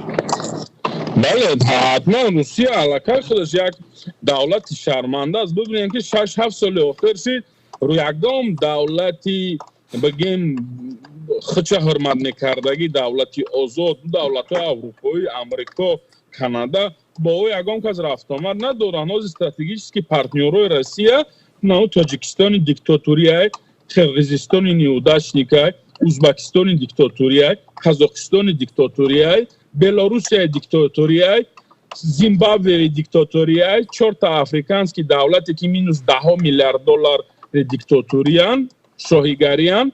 баъд уну принси хунхири Саудовския Аравия ҷураи Путинай. шумо мефаҳмед ин давлата кругаш кисту ба куҷо рафтаистай. ва тоҷико чӣ рола бозӣ мекунанд? тоҷик барои рус как дишови рабочий сила дар кор аст. барои рус дар кор нест ки ғулом овоз баланд кунад. ҷумшуд равшан, мо ҳам дар байни ҳамсоё ҷумшуд равшан шидем, ҳам дар байни рус. ва ки моро ҷумшуд равшан кард? аввал режим кард, баъд миллат худаш қабул кард. гуфт хоб мо ҷумшуду румшуду намечи балоем, мо арзандаи нестем ки ҳаққи худмонро дифоъ кунем. мебинанд рус мебинад ки ҳамин мардум чӣ хеле отношение дорад. ин мардум муҳоҷирои Русия, махсус муҳоҷирои Русия каромат шариповда уже як бор хиёнат аз вай муҳоҷиро шида буд. Ҳамуҷа дам ҳами як ҳафта мо ҳама биромад як ҳафта дар бораи каромат гуфтан эйтам мекунем утам мекунем оз яхи муҳоҷиро мебурам воирма мекунам мо ҳазорем ягон грамм нестен шумо ҳазори чӣ гап задестен шумо бистен ҳоли мебарад ҳазорҳо мебарад бистен ҳозир бубинед чӣ қадар мебарад сабр кунен ҳоли баъди чанд сол ҳоли Иззат Амон 80 сола шавад дар зиндон бад мебурад не мардум хеле гарм гап зада истодааст ҳоло занги навро қабул кунем баъд боз суҳбат мекунем аҳмадҷон бисёри бад чӣ мекунем раҳматуллоҳи ва баракатуҳ. ва алайкум ассалом, бифармоед. саломи дуруди бепоён ба шумо ва меҳмонои шумо ва кулли мардуми муъмини мусалмоне ки шуморо тамошо мекунанд. ҳамиҷа як сухан оз якай Аҳмадҷон гуфт. ман қатъи ҳами якай Аҳмадҷон ризо нестам ба кадом хотир ки муҳоҷирон мега ягон тасниҳ мана дидед Аҳмадҷон сар шуд мақсад ягон зарраи несте. алё бифармоед. акай Аҳмадҷон хато карда ҳамиҷа ба кадом сабаб. ман бародари мусулмонии шумоем иншааллоҳ муслим ахун муслим меган. мо мусалмонҳо мисол мо муҳоҷиро вақте ки тайёр мешудем тайёр будем. акай муҳайиддин кабир гуфтанд ки ҳами пеш ҳами гапҳо буромадан дар ҳамаи чатое ки мо комментариёда менавистем ки 21 март муҳоҷиро тайёр бошед 21 мақсад ки ай чанд муддат пеш гуфта омаде сабдем ҳами чиза ай рӯзи якм уже ҳами бародарои муборизот дида омаде сабданд ки мо ҳами гапа гуфте сабдем. агар ҳами гапа ҳами рӯзи муҳоҷиро интихоб кардагӣ мувофиқ набуд дар ҳами мухолифҳо чун ҳама замон нагуфтанд ки бародаро не нагӯи гапа и гап ҳоли туғрӣ нест и гап дуруст нест. омад дар рӯзи 20 ё 21 дарасид акай Муҳиддин Кабирӣ устод Муҳиддин Кабирӣ гуфтанд ки не шумо намешава и кора накуне. и уже ҳами мардум мисли як мавҷи овай ҳами пеши ова ки резка гардонди ов дига сир мерава ови пеш бо дигар ҷойборҳое ки туғрӣ карди ов боз ҳам селтар мешава. маънои гап мана шумо фаҳмидед чӣ маъно қади гуфтаистам. ташаккур бародар азиз. инҷо як чиз аст бародар бубахшед инҷо як чиз аст ҳамин оқои Муҳиддин Кабирӣ раҳбари паймони миллии Тоҷикистон дар барномаи фардои Тоҷикистон инро гуфтанд ба саволҳои мо ҷавоб гуфтанд. мо махсуси ин барнома карда будем. бародар азиз унҷо камбудӣ чӣ буд? ягон нафаре ки 21 март инқилоб мекунам мегуфт таъин набуд. на ном дошт на насаб дошт на ҳайсият дошт на ӯро касе мешинохт ки ин кӣ аст ки мардумро ба майдон даъват мекунад. ягон каси бомасъулият набуд. вақте ки каси бомасъулият нест намудор нест ҳеҷ кас аз пушташ намеравад бояд баромад бо симои худ. вақте ки шумо гуфта истодед мо даъват мекардем бубахшед вақте ки даъват мекунед тарсу ҳазору сура як су монед ана ман гӯед бароед бо симои худ. акай Муҳиддин Кабирӣ як тараф меонем.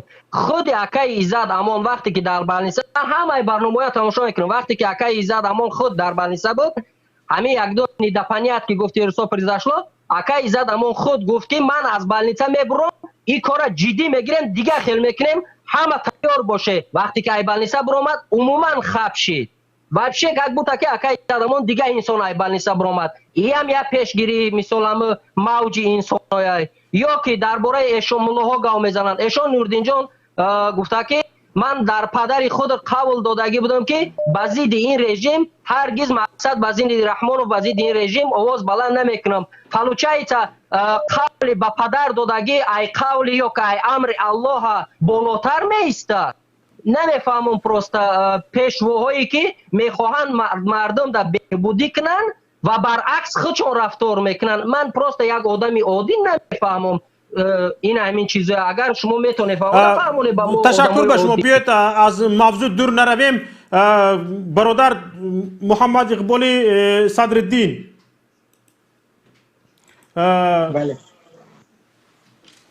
инҷо ман мехоҳам шумо боз дар ҳамин бораи оне ки гуфтед бояд таҳрим кард камтар рӯшанӣ меандохтед.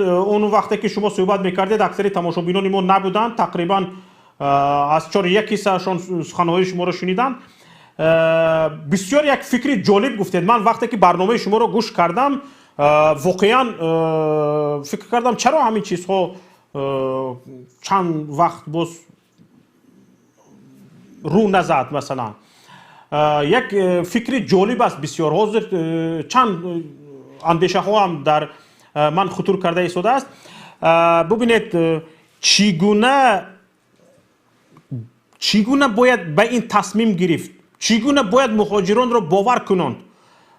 وقتی که شما پیشنهاد کردید یگان فکر اندیشه داشته هستید، چگونه باید مهاجران را باور کنند که اگر این تصمیم را بگیرند واقعا یک ضربه کلانه به اویله می شود، به حکومتداران می شود، به ظالمان می شود، به آنهایی می شود که به جان مهاجر ظلم کرده ایستادند.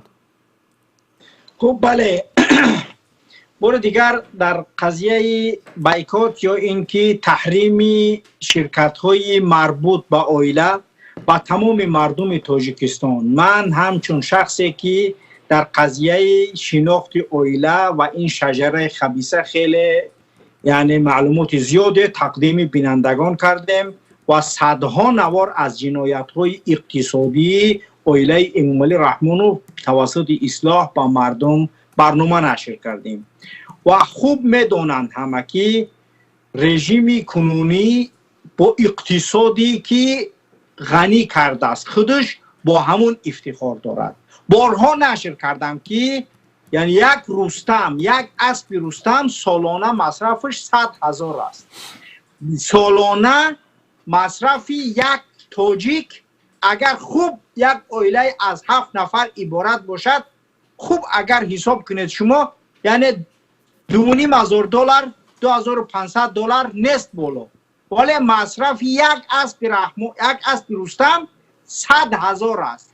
هر روز چقدر پیسته چقدر مویز میخورد براتون گفتم. هر یک اسب اسماعیل همون خیل. در بزکشی این نوروز دیدید که با اسب یعنی انوشیروان برنده شد. پس اینها همش مبلغ های هستند که از من و تو جمع کرده و با همین چیزهای عادی مصرف می شود. والله اگر اسماعیل، رستم، بچه های امامعلی یعنی دختراش، داماداش از پا و ماشین هاشون فروشن، اگر من با تمامی یعنی که عادی ترین چیزی که یک انسان داره ناموس غیرت است، با تمام ناموس غیرت ایمان میگم که مردمی چند ناحیه صاحب زندگانی خوب میشوند. در 8 مرد برای یک زن رستم لکسوس خریدش است که نوارش در دست است. یعنی که تا 8 مرد باید توسط هواپیما به ازبکستان از اونجا به دوشنبه باید انتقال داده شود. یعنی که اینها تماما از خود رفتن. ولی مهاجران نگن که من یک تنها هستم چیکار کردم ایتونم، یعنی من با تنهاگیم چیکار کردم ایتونم. انا همون 3,000 مهاجر 5,000 مهاجر که کمتر از $100 است به تاجیکستان ارسال کرده می شود. اگر هزارها مهاجر همین کار عملی بکنند می شود اقتصادی اویله ورشکسته. همین سامان ایر میدونه که ماهانه لیزینگ است، هواپیماهایی که گرفتگی است 5 تا یا 6 تا، صدرالدین عینی و بابا جان غفور یعنی که نام دارن همینها همینها هر ماهانه پول میسپرند. و اگر به شرط مهاجر تاجیک با هواپیمای سامان ایری یعنی که پرواز نکند با همین شرکت سامان ایر، پس این شرکت دیگر نمیتواند لیزینگش سپریده. این با شروع میکنن به غارت از داخل. ولی اینها دیگر بیشتر مردم از ظلم کردن نمیتونن. ولی اینها اگر ما همه متکاتف یک جا باشیم با همه شرکت های اویله اگر قطع کنیم و بایکوت چیزی نخریم، ما شاهد هستیم که کشورهایی که یک شرکت مقاطعه میکنن. نمیخوام دیگر بیشتر شرح کنم چون در کشورهای خارجی زیاد بود این مسئله. مثلا میگفتن که فلان شرکت فلان کاری بد کرده است، ما همین شرکت مقاطعه میکنیم، میلیاردها دلار ضرر میبیند. یعنی این مسئله این نیست که این مسئله بعد امروز هم پیدا نشده است. حتی مشرکین مکه وقتی رسول اکرم در مکه بود با رسول اکرم مقاطعه کردن، نه با رسول اکرم زن میدادن، نه از اون زن میگرفتن، نه مال تجارتی سودا میکردن، نه از اون چیزی میخردن، نه با اون چیزی میفروختن. یعنی این یک چیزی جدید نیست، این یک چیزی قدیمه است که اومده است با منظور از مقاطعه کردن، ولی ما مردم که یک عائله سببگاری تمام مصیبت و مشکلاتی همه مردم تاجیکستان هست، ما میخوایم که همین عائله دیگر ضعیف شود، یعنی دیگر حالا قرقیزستان میدونید چی دوملو؟ فقط این نه، مثلا گریم در تاجیکستان خودتون قید کردید چقدر شرکت ها هست. مثلا گریم میشود که همین شرکت هایی که متعلق با عائله است، اینجا ما رو نزدیک به 12,000 نفر تماشا میکنند، بگذار همه کسانی که شرکت های عائله رو باخبر است، میدوند که همین شرکتی عائله است، روی خطش رو جمع کنیم، یک روی خط یگانه ترتیب بدیم و این روی خط رو رسانه‌ای کنیم که همین شرکت ها و همین مغازه ها و همین کاشانه حسن و هاکذا ها از عائله هست. من همین مرکزی تقسیم سوزشواری یا تامین سوزشواری یا که زپراف که مثلا گریم از عائله هست مثلا، و گفته شود که همین روی خط خریداری نکنین، با همین روی خط تجارت نکنین. بله، یعنی درست است. ما اگر انشاءالله که میدونیم یعنی که بعضی شرکت هایی که متعلق با عائله هستن، ولی اینها همون شرکت های میگن، شرکت هایی که مادر هستن اصلی، که بعد از این یعنی که شرکت های دشرنی که دارن بعد با نام های دیگر رو با اونو تقسیم میشوند. ما باید که شرکت های اصلی اینها را و تمام مردم تاجیکستان میدونن. فعلا وقتی برنامه را میبردم یک نفر از تاجیکستان برام نوشت که تمام زپرافکه های تاجیکستان از هر لیتر بنزین 20 درم به حساب فراز یا شمسالله صاحبوف میتین. اکنون فهمیده که یعنی که تمام زپرافکه ها مثلا میگه از گازپروم مثلا وقتی شما میخرید، حتی گازپروم هم با فراز 20 درم سر هر لیتر به شرکت فراز شمسالله صاحبوف یعنی دامادی سرخیر رحمانوف یعنی پرداخت میکند. اینها تمامی تجارت هایی که در تاجیکستان هستند دن به اینها میتین. مردم چون غلام هستند و به اینها باید که دن بتین، جزیه بتین. و اگر ما انشاءالله کوشش کنیم شرکت های یا رأس یعنی که در سر قرار گرفتگی اینها با بانک هاشون و اون بانک هایی که 50-60% اکسیش دستی عائله امامعلی رحمانوف است، مثلا بانک تاجیک صادرات بانک فعلا بازی در اطاعت عائله قرار دارد، یا اینکه سپیتامین بانک، یا اینکه بانک های دیگری که تاجیکستان، این بانک های مثلا تاج بیزنس، تاج کامرسان بانک، که اینها مثلا بانک های آزاده و بانک های تخمینه و بانک های یعنی مربوط به نورالیف هستند. و همین بانک ها یعنی که تماما مردم قطع کنند با اینها کاره. تمام شرکت های اصلیش اگر ما یعنی مقاطعه کنیم، تمام اینتاجات آبی که میبرورن سیاما یا هر شرکت های دیگر، پس انشاءالله که باوری کامل دارم که یعنی در آینده میتونیم ما که با یعنی که نتایج دلخواه برسیم انشاءالله در آینده. و همه برادرانی که ما را میشنوند اگر شرکت های اموالی عائله رحمانوف میدونن، از دختراش و از عائله‌اش از دامادهاش یعنی که برای ما فرسته تا اینکه با اونها یعنی که ما کار کنیم و نامهای هر یک کدوم اونها را با لوگوی رسمی شرکتش نشر کنیم تا اینکه مردم از اونها آگاه شوند و یعنی که کاری نکنن. تنها مهاجرات دو کار کنن، با سامان ایر پرواز نکنن و مبلغ های میفرستن در ارسال کردن اونها کمه، یعنی شتاب نکنن. چگونه شتاب؟ یعنی مبلغ فرستند که همون همسر زن فرزندش با همون اندازه زندگانی کنن، نه از اون بیشتر. همه قدر کار مهاجرات فعلا بکنن، آیندهش از مردم منتظره. بسیار خوب شرح دادید. فکر میکنم مهاجران گرامی این چیز رو فهمیدند و یک کاری است که شما بر ضد ظلم آرامانه در خانه خودتان مبارزه میبرید، با خامشانه، بدون یگان سر و صدا، بدون هیچی، فقط همون کیسه شما، همون مبلغی که شما به دست آورده دو شکمی ظالمان را فربه میکند و آنها را بر ضد ما میخیزاند و آنها را شما بیچاره میکنید. با همین یک مبلغ را فقط به خاطر احتیاط، کمترین احتیاط فرستادن و از شرکت های اویله استفاده نکردن. حالا تماشابینان گرامی از اسکایپ به ما زنگ زده ایستادند. کسانی که از اسکایپ زنگ زده ایستادند آنها رو خواهش میکنم پیوست کنید. تماشابینان عزیز، نیمی از شما تگمه لایک را پخش نکردید. دیزلایک است، لایک است، کدامش رو خواهید پخش کنید. معقول نیست دیزلایک رو پخش کنید، معقول است لایک رو پخش کنید. هر کاری که فقط خواهش ما این است که فعال باشید، در برنامه شریک باشید و برای آینده کشور، برای فردای تاجیکستان بی‌طرف نباشید. با اسکایپ جواب میدیم.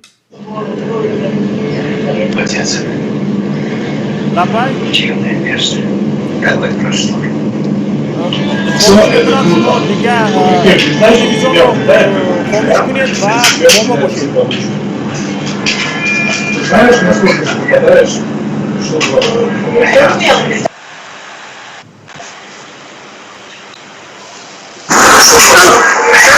بله بفرمایید. الو. بله.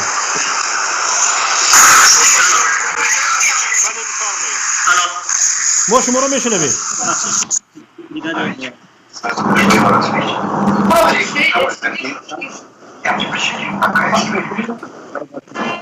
برادرین فقط بی‌ملال نباشید، فکرتون رو گپ زنید. اینجا بسیار نفران مورد انتظار هستند. الو برادر، من نمیشنوم. الو. من شما رو میشنوم برادر عزیز. الو. الو.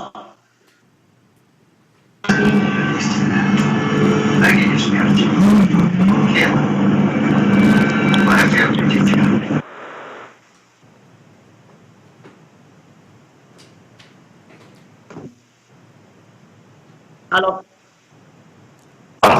مرا میشنوید؟ بله نه درست شنیدم. بسیار خوب. بفرمایید. سلام علیکم و رحمت الله و برکاته و مانو و تمام بینندگان و شنوندگان. در این جمله میخواستم که چیزی دیگر را قید کنم. آقای عزت امون و دیگر برادرایی که برده شدن به تاجیکستان به کدام جرمی که باشه. خب یک برادر دیگه ما بود به نام خیرالدین عبدالله، من او را میشناختم. اونم به مانند ایزات امان و یک چند برادرای دیگر هم بود. اینا همه با فایده حکومت هستند. وقتی در اون سکتور فعالیت میکردن برعکس با فایده همین حکومت امروزه کار میکنن.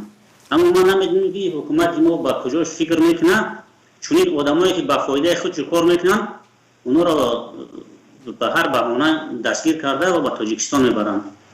من خواستم که آقای همین مسئله با کدام دلیل؟ دلیلتون چی است که اون مثلا خیرالدین عبدالله رو فهمیدم ممکن، لیکن ایزات امان چگونه؟ خیرالدین عبدالله درست آشکارا از حکومت جانبداری میکرد، از حکومت طرفداری میکرد، سیاست های حکومت رو جانبداری میکرد، لیکن ایزات امان چرا؟ نه بله ایزات امان در مقصد که اگر مخالفان حکومت ببینیم در میانه قرار داشت. من خودم شاهد هستم که چندین تظاهرات ها مردم خواست که چندین تظاهرات اعتراضات کنند نسبت همون سفارت تاجیکستان، اما ایزات امان مردم دعوت کرد، گفت که شما باید کمی خونسا باشین چون که دیگر مشکلات ها هستند. خلاصه که مردم گفت که نه کمبودی هستند، شما به این راه نرو، به دیگر راه باید اعتراض کنین، دیگر کارهای خودتون انجام بدین. تشکر برادر عزیز. حالا اینجا دو نفر دیگر با ما در اسکایپ در تماس هستند. کو ببینیم اونها به این فکر شما چی میگویند. بله بود کرد. الو. سلام علیکم.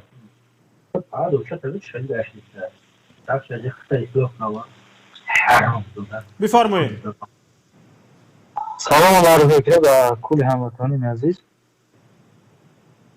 من یک نقطه را پیشنهاد کردنی بودم که از کل همین هموطنان عزیز که این مسئله اصلا مسئله روسیه است، مسئله تاجیکستان نیست. اون شهروند تاجیکستان بود. دولت تاجیکستان یکی از دولت ابوالقدرت است.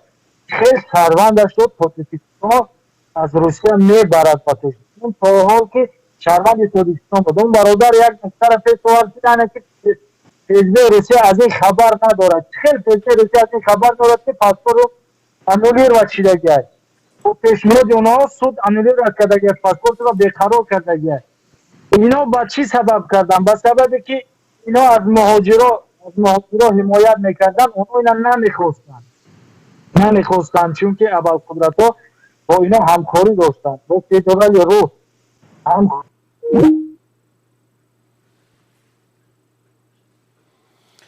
خب برادران عزیز، کارشناسان گرامی که اینجا ما رو میشنوید، با این فکری برادران فکر شما چی است؟ برادر فرهاد الدینایف شما چی گفتن میتونید در این باره؟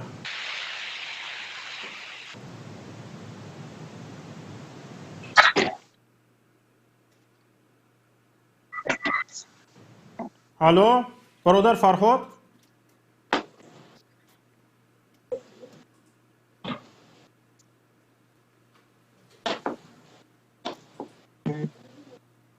الو فرهاد چسبیده است. بله اینترنت ضعیف شد فکر میکنم. تو فرهاد ساز شدن برادر شراف‌الدین در این باره فکر شما چی است؟ او برادر که یک ریش سنتی، یک سیمای نورانی داشتن، گفتن که ایزات امان را حکومت طرفدار خودش بود، گرفت برد، بازداشت کرد، برد زندانش کرد. این خیلی همین چی منطق داره دیگه؟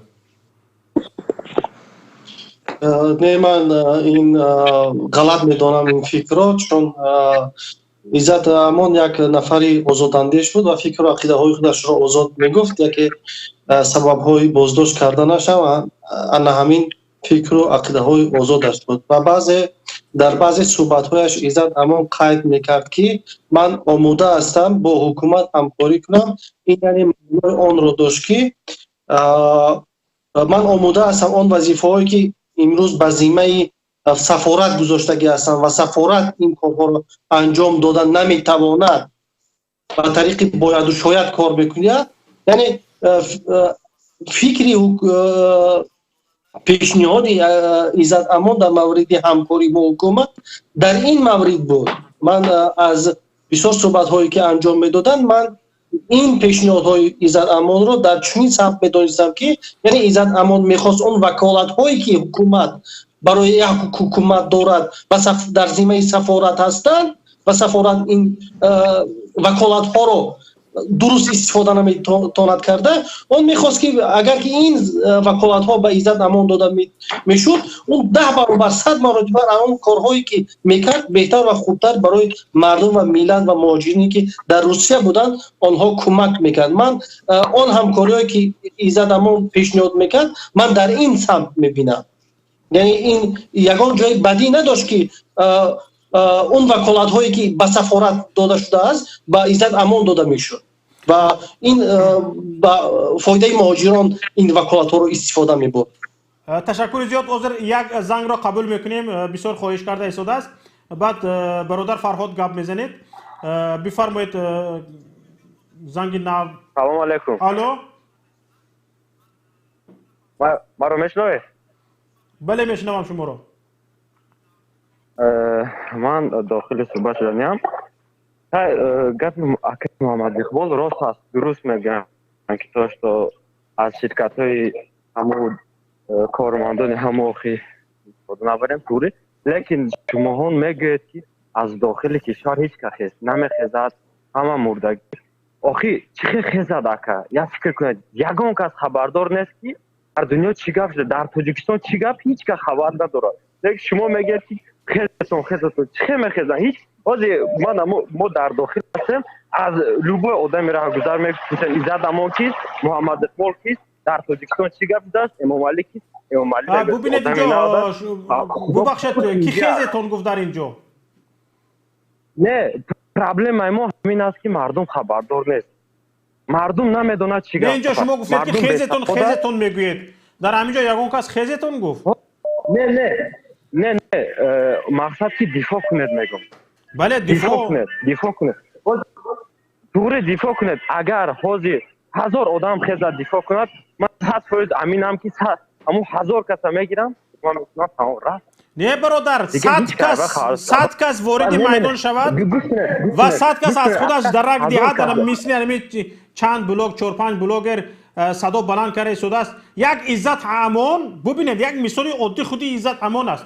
یک خودی عزت امان آنچنان یک حکومت روسیه ابرقدرت رو آنچنان ترس داد که حتی نه یک آبرو عزت حرمت احترام بین المللیش رو پیش نظرش آورد، در عرصه بین المللی شرمنده شدنش رو نه پیش نظر آورد، گرفت به یک تاجیکستان ایزد امون رو داد. این چی رو نشون میدهد؟ یعنی یک شخص گید این چند نفر نه، شما درباره 1000 نفر گپ زده شدید. یک نفر یک روسی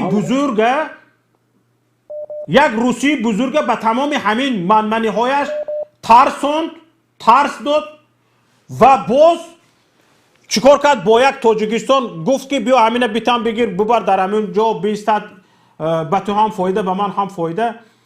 و هم دو کشور هم تاجیکستان و هم روسیه از صدای یک نفر در هراس افتادند.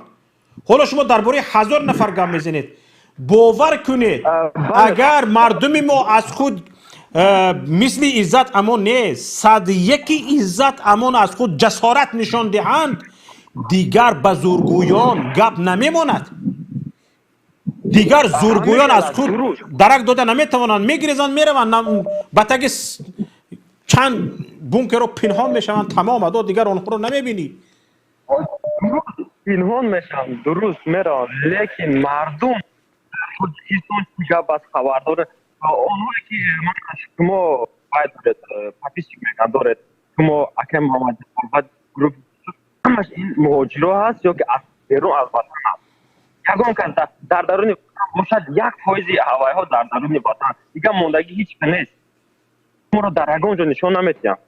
ممکن منبرهای مچه شما گنده میکنن و وارنکیتان سلوس بود. این همین جمعه همین احوال بود.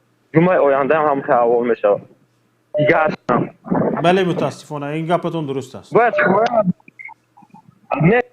شما در درون تاجیکستان معرفی کردن در فهمن دوری تاجیکستان چی گپ رفتن خلقش نمیدونن برش که تلویزیون بشن دروغ هم تلویزیون که اینو روز شگل یک قچی ساختن شکر کار کردن خشد همون گپ دروغ فساد. بله صدایتان قطع شد برادر عزیز. برادر فرهاد نوبت شما است، بفرمایید. بله من صدای من میاد؟ بله صدایتان میبیاید. من متاسفم این جامعه شهروندی ما رو چی شده است که بعضی حتی من این سخنانی برادر بیشتر گپ زده بودم از بعضی در نخونه رفتن سیکیفو شنیده بودم گویا عزت امون بچه حکومتی است، یعنی که با هر سخنهای بعدشان طعنه میزدن. عزت امون هیچ وقت نفری حکومت نبود، اون یک دو وقت در حکومت کار نکرده. اگر هر کسی صحبت میکند بگذار با دلیل بگه. درست است که از گروه های مخالف هم نبود، نه در اعضای نهضت بود نه اعضای گروه بود نه به کدوم گروه مخالفین رفت نداد، ولی یک انسان آزاداندیز بود، یک فعالیت آزاد خود رو داشت. اون نفرهای خودش طرفدارین خودش رو داشت، بیننده‌های خودش رو داشت. اون که در روسیه قرار داشت قانونگذاری روسیه را خوبتر و نقصتر از این مهاجرانی که ما اولی صحبت میکنن از اینا میدونید. من بارها شنیدم که مهاجران دعوت کرده که در هر مشکلاتی که رو میاد پیش سفارت میرویم میتینگ میکنیم فلان میکنیم. ببخشید این همه قانونگذاری دارد که شما میرید پیش سفارت جمع میاد پلیس روسیه میاد شما رو میبرد محکم میکنه. بعد ایجاد کرد برای هزار شود ایجاد از شما دفاع میکرد شما رو نمیگذاشتی نمیدونم میتینگ کنید یا یک کار غیر قانونی شما رو دفاع میکرد. درست است که ایزات امون سیاست مخصوص خود رو داشت، سیاست او با سیاست مخالفین راست نمی اومد، ولی اون انقلابگر نبود، اون از انقلاب صحبت نمیکرد، یعنی بروهای قانونی دعوت میکرد، یعنی بروهای قانونی موجوده، ولی هیچ وقت ایزات امون آدم حکومتی نبود و اگر کسی هم صحبت میکند من خواهش میکنم که با دلیل گپ بزند در کجا چی بوده است. تشکر. اینجا فکر من چی است برادران عزیز؟ من تقریبا 12-13 سال این طرف ایزات امون رو میشناسم. یک چند بار یک همدیگر رو دیدیم، یک چند بار با هم صحبت کردیم و وقتی که اتحاد جوانان تاجیکستان در روسیه رو سازمان داده بودند و وقتی که من گفتم که من اعضای حزب نهضت اسلامی تاجیکستانم، گفتن که مثلا گریم ما میخواهیم که به یگان حزب یا به یگان گروه به یگان سازمان سیاسی دخل نداشته باشیم، یک جنبش آزادی از همین سیاست ها بیرون محض به خاطر دفاع حقوق جوانان که اکثریت در روسیه هستند یک جنبش داشته باشیم و یک اتحاد داشته باشیم و یک فکری جالب بود به نهایت و با همین فکر وقتی که گرد خود هزار جوانان را جمع کرده بودند،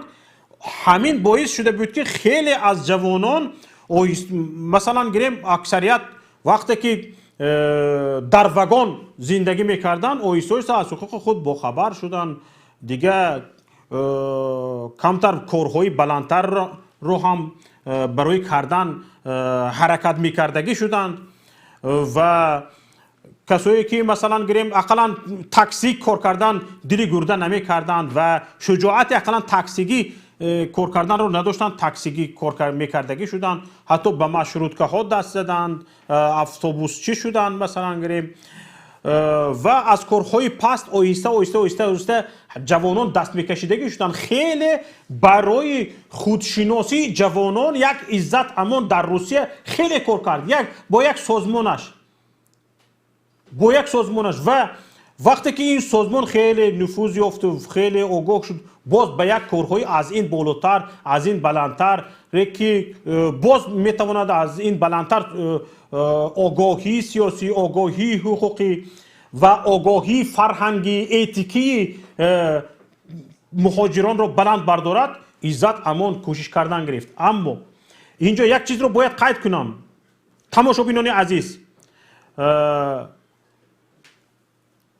خودی در داخل حکومت در سفارت تاجیکستان مدت این 30 سال کسانی که کار کرده هستند محض به خاطر رضاگی حق سبحانه و تعالی واقعیت رو گپ زنید. یک سفیر، یک نماینده حکومت، نمایندگی وزارت مهاجرت تاجیکستان در روسیه یگان نفرش را برابر عزت امان دیدید که به مردم خدمت کرده است؟ با انصاف بیایید. شما آدمی حکومت میگوید ببخشید، شما آدمی حکومت میگوید، آدمی حکومت رنگ یک منیکن شده است در تاجیکستان یا رنگ یک ربات است. هر چیزی که حکومت میگوید مثل یک توتی همون را تکرار میکند، نمیتواند آزادانه گپ بزند، آزادانه تنقید بکند، آزادانه فعالیت کاری داشته باشد، آزادانه ایجادکارانه کار داشته باشد، آزادانه پیش برود. این کار را آدمی حکومت کرده نمیتواند و عزت امان این خیل بود و از روی انصاف بگوید که کدام یک مسئول دولتی، حتی امام علی رحمت برای مهاجران 10 عزت امان خدمت نکرده است. حتی امام علی رحمت به تمام اهل اولادش خدمتش، تمام حکومتش جمع کنید، خدمت به مهاجر کردگیش اگر یک طرف ترازو مونید و یک طرف ترازی 10 خدمت عزت امان به مهاجرین کردگی یک طرف مونه وزنین میبیاید. این چگونه مثلا گریم برکشیدن است که میگوید این عزت امان آدمی حکومت خودش بود، خیرالدین عبدالله مثلش بود. آخر خیرالدین عبدالله یک شخص مذهبی بود. اختلاف بین مردمی مذهبی میاندگیخت، همه با خبر شیعه سنی گفته میگشت. این چیز دیگر است. او این یگان کاری مذهبی نکرده است. این مردک از حقوق مهاجران دفاع کرده است. حالا زنگ نو رو قبول میکنیم. از اسکایپ زنگ باشد قبول کنیم تو انتظار نباشد. الو سلام علیکم و رحمت الله و برکاته. و علیکم السلام و رحمت الله و برکاته. من قدر گفتنی هستم که ایزد امون برای همین بردیان که در تخمینه رحمان و محقول شده برای اوی بردیان شد. چی محقول شده است؟ در تخمینه رحمان و محقول شده میگم برای اوی بردیانش.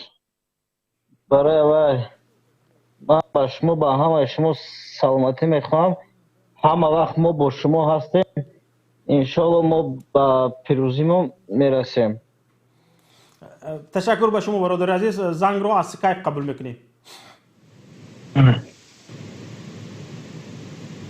الو شنیدید محمد اقبال چی میگویین؟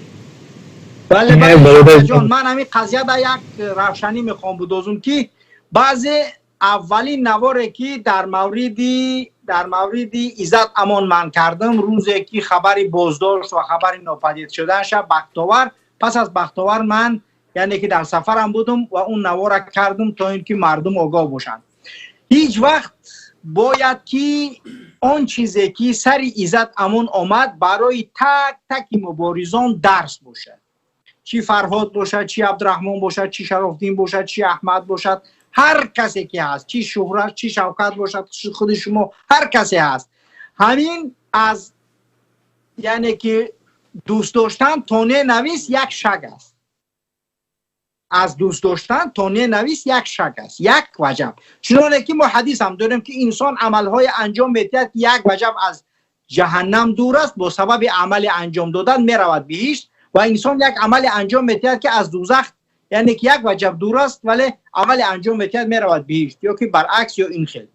وقتی که عزت امان روسیه حالتش بد است، برادران گرامی، آنانی که اتهام به عزت امان میزنید این و آن و اکثر مردم هم همین خیل فکر دارن. بار دیگر میگم که وضعیت روسیه وضعیت اروپا نیست، وضعیت روسیه وضعیت امریکا نیست. وضعیت روسیه یک دولتی که شهروندیش به مانند یک پدگوزنیک است.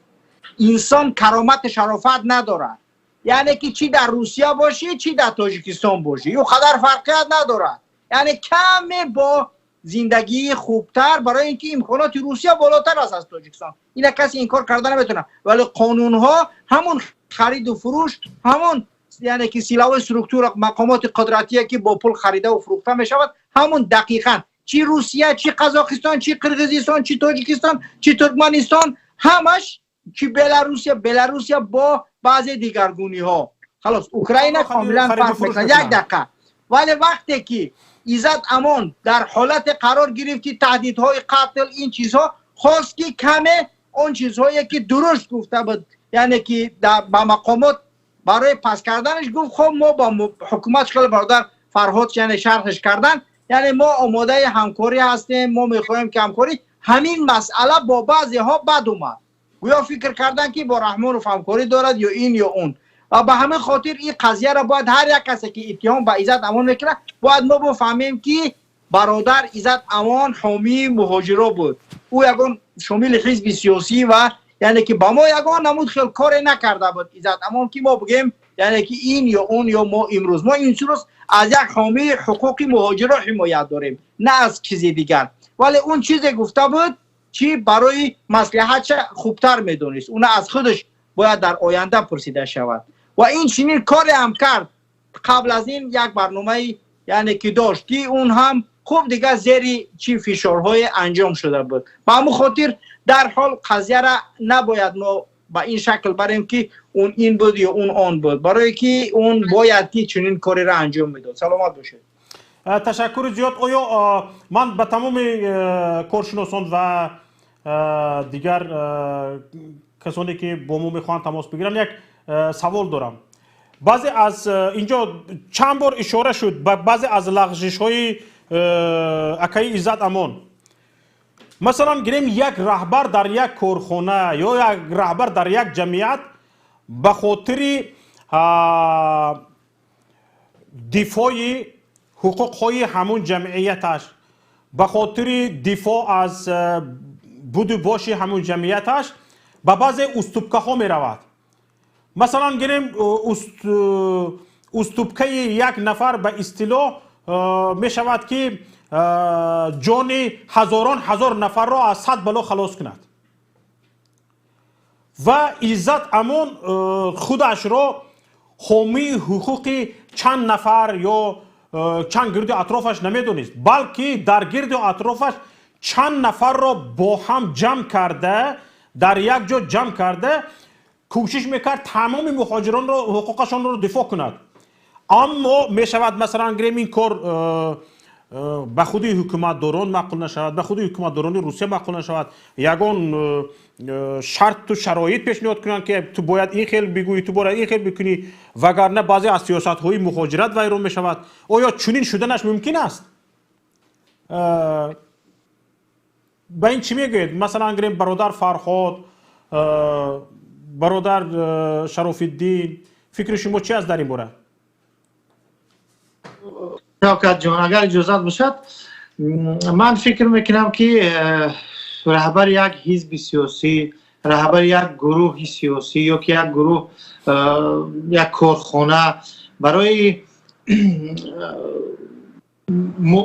دفاع از حقوقهای کارگراش یا که گروه خودش میتوند بعضی وقت بر زبان روسی بگیم لبی رد کنه، یعنی یک طرفی میرود گاهی سخت‌تر میگد، گاهی نرمتر میگد، حتی گاهی طرفداری میکند.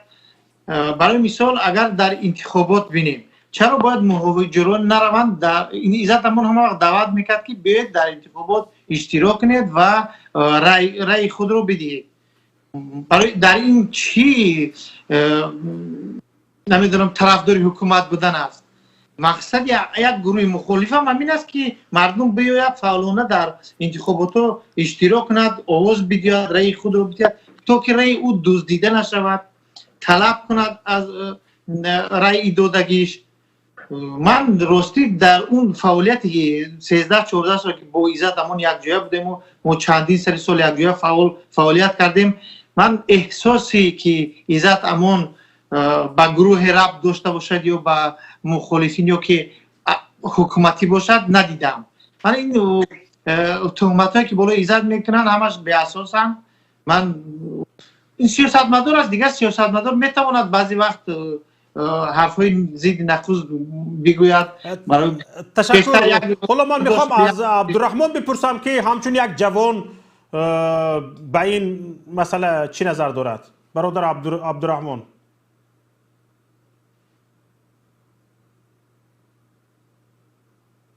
عبدالرحمن احمد میخواد صحبت کند. برادر احمد.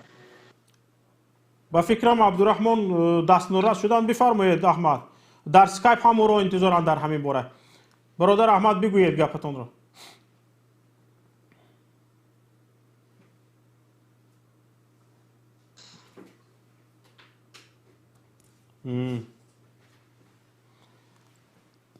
برادران عزیز به فکرم مشکلی تکنیکی پیش آمد چی همگی کارشناسان ما بجز فرهاد نجوم میده شدن.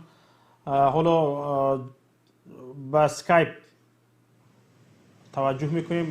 بگذار کسانی که در سکایپ با ما در تماس هستند حرف خود را بگویند. کارشناسان شما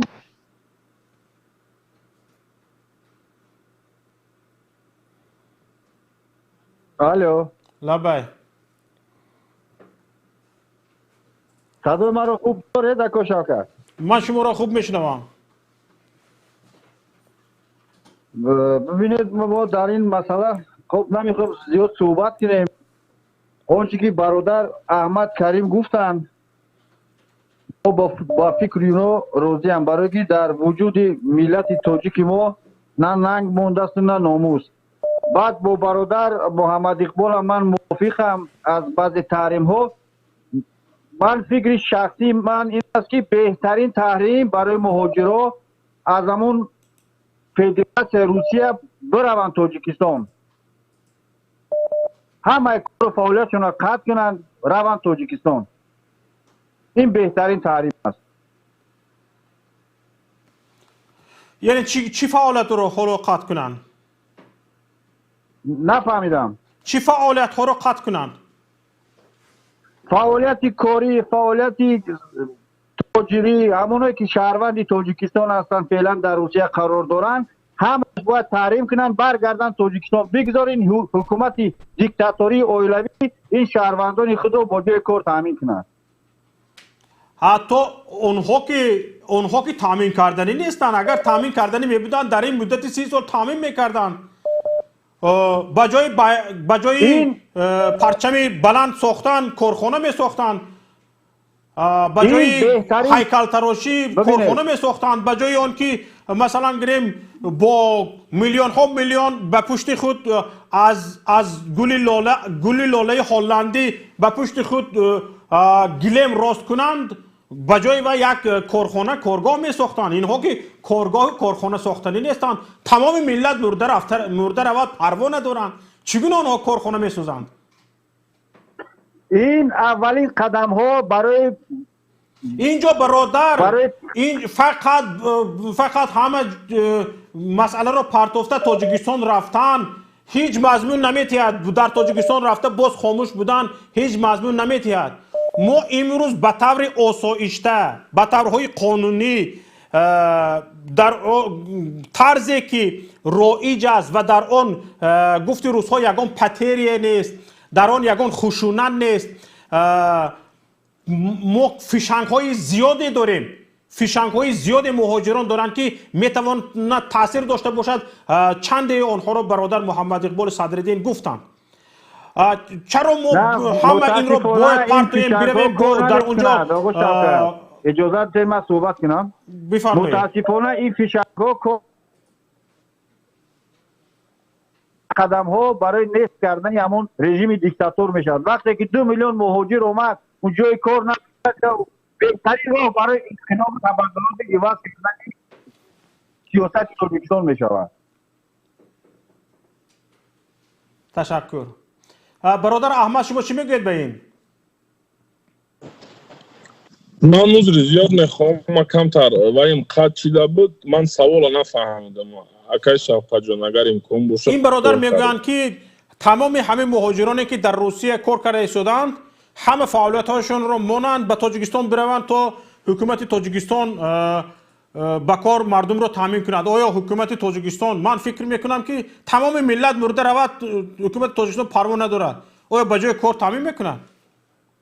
نه، حکومت تاجیکستان یکمش خیلی امکانیت نداره اینقدر مردم به جای کار تامین کنه. باید یک رفرماتورای خوب، دولتدارای خوب باشه که کمش در 10 سال لازمه ما اقلا 400-500 هزار مهاجر را برگردونیم. این در کمیش، یعنی که ما باید اقتصادیات چیزا را نگاه کنیم. لیکن حالت تاجیکان در روسیه که حالش بچیدن گرفت، یعنی مردم من نمیدونم، من در روسیه زندگی کردگی نیستم، من خیلی آدم در محقوله، لیکن آدمی که در عذابه چند در تاجیکستان ایستادن خیلی ضربه ها را در خود قبول کردن. بله برادر راست میگه، باید بر بگردن وطن بر بگردن. اولیکاشون $300 شده دیگه، یک وقت $1000 کار میکردن بچه مهاجر در روسیه، آن $300-400 کار میکنن. $300-400 را بروند وطن پیشوایشون کنن، تامینشون کنن، کار و نون قطعی و دیگرش قطعی. پیشوا داره که مردم ما عزت امان نداره، کرامت نداشت، نهضت نداشت، گروه 24 نداشت، قدر مبارز نداشت، فقط چی داشت؟ پیشوا داشت، گپی زیادی داشت، якдигариро намедонам чӣ хел пас задана дигараш. Яъне ман 100% қатъи бародар муқобилам ки бояд мардум муҳоҷирое ки мехоҳанд як камтар зиндагишон беҳтар шава оянда дар Русия ҳеҷ чизаш дард накунанд. Аз ин пас дар Русия ҳама домода бошем ки боз бадтар мешавад. Боз бадтар мешава ҳолтон. Дигар ин як чизи необратимие. Ташаккур. Ҳаминҷо бародар Абдурахмон ҳастанд? بسیار خوب. زنگ آمده است. زنگ رو قبول میکنیم. الو. السلام علیکم و رحمت الله و برکاته. و علیکم السلام و رحمت الله و برکاته. برادر محمد شوقت خوب هستی؟ خوب هستم. بفرمایید. باور کنید 200 بار زنگ میزنیم، شام هم دیر شد با ما خیلی کمتر سخن کنیم و ذریعه تلفنم تموم میشه. سلام من با کل همه امی که در شما در تماس هستند، برادر شرفدین گدای، محمد صدرالدین اقبال، عبدالرحمن. قضیه برای ایزات امان از روز که قپیده شد، من همچون یک مهاجر و آزادی با که ایزات امان گفتنی هستم. دوم که من از روز ایزات امان رو قپیدن و تمام مردم گفتم که چون پاسپورت روسیه مثل یک مگ هست، نگاه کنید که در کار شود میتیاد، نه در کار شود انلیورید میکنن. و دوم یک پیشنهاد دارم برای تمام مخالفان.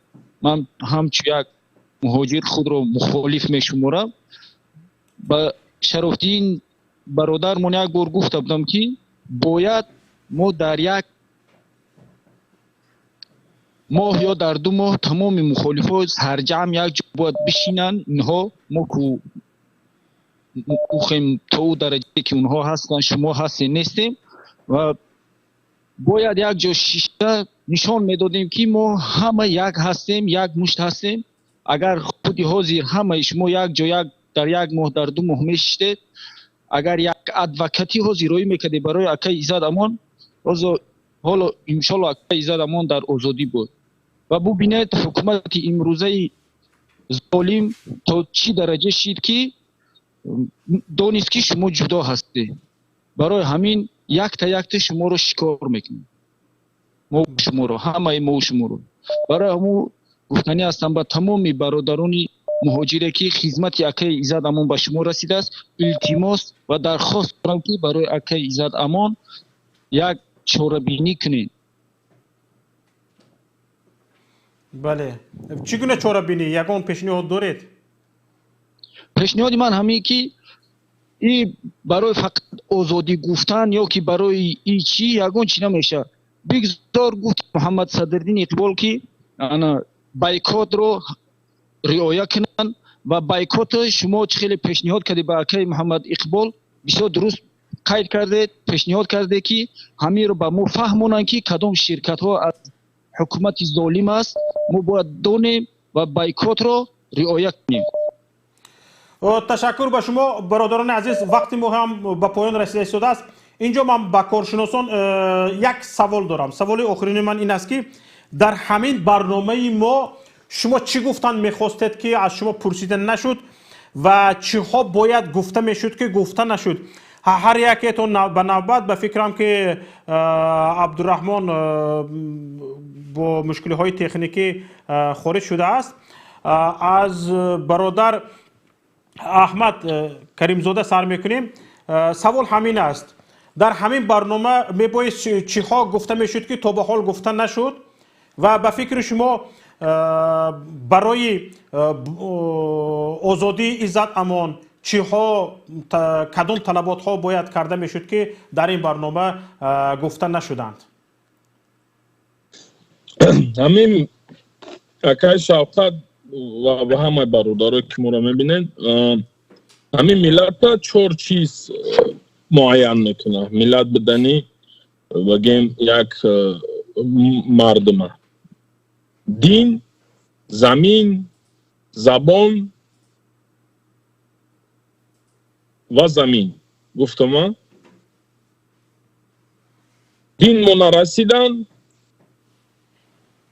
забон нест, таърих нест, замина воруха ҳози инами шабонарӯзе ки ҳама бигем ҳуши вай мо ҳақиқатан дар вай паи Иззат Амонай ин шабонарӯз Қирғизистон мега мо воруха мегирему шуморо айбаткаин замин метем раиси КГБ Қирғизистон мебуроя мега мурғобу чирғатоламай мо ҳай нагим Саймумин Ятимови беномус хомӯш аст ин мардум хомӯш аст ин мардум мехоҳад нами ютуб боша хайп боша чақчақ боша тамом ин мардум да мутаассифона мо ҳоли мард миллат мусалмон шида натавонистем мо на замини худмо наметавонем муҳофизат карда на зану модармо наметавонем муҳофизат карда на як лидере ки байн монда пайдо мешава метавонем муҳофизат карда ин ҳамаш ин саршавӣ аст ин чизо 2-3 сол пас оқибатҳои бениҳоят безеб дуруст чӣ бояд ҳам ба кишвари мо кӯтоҳ мухтасар мегуфтед ки дуруст тамоми шикоятотон дуруст аст чӣ бояд кард ман рости гап ман ҳар чизе ки буд дар давоми 2 сол ҳамаи гапҳое ки медонистам ба чини ақли худам ҳамаро гуфтум ман дигар гап ба ин мардум надорум аз паси номус бошед тамом бародарам ташаккур бародар ташаккури зиёд акай Шавқат ҷон барои даъват ташаккур ҳоло дур нашавед майли бародар Муҳаммад Иқбол Садриддин ҳастед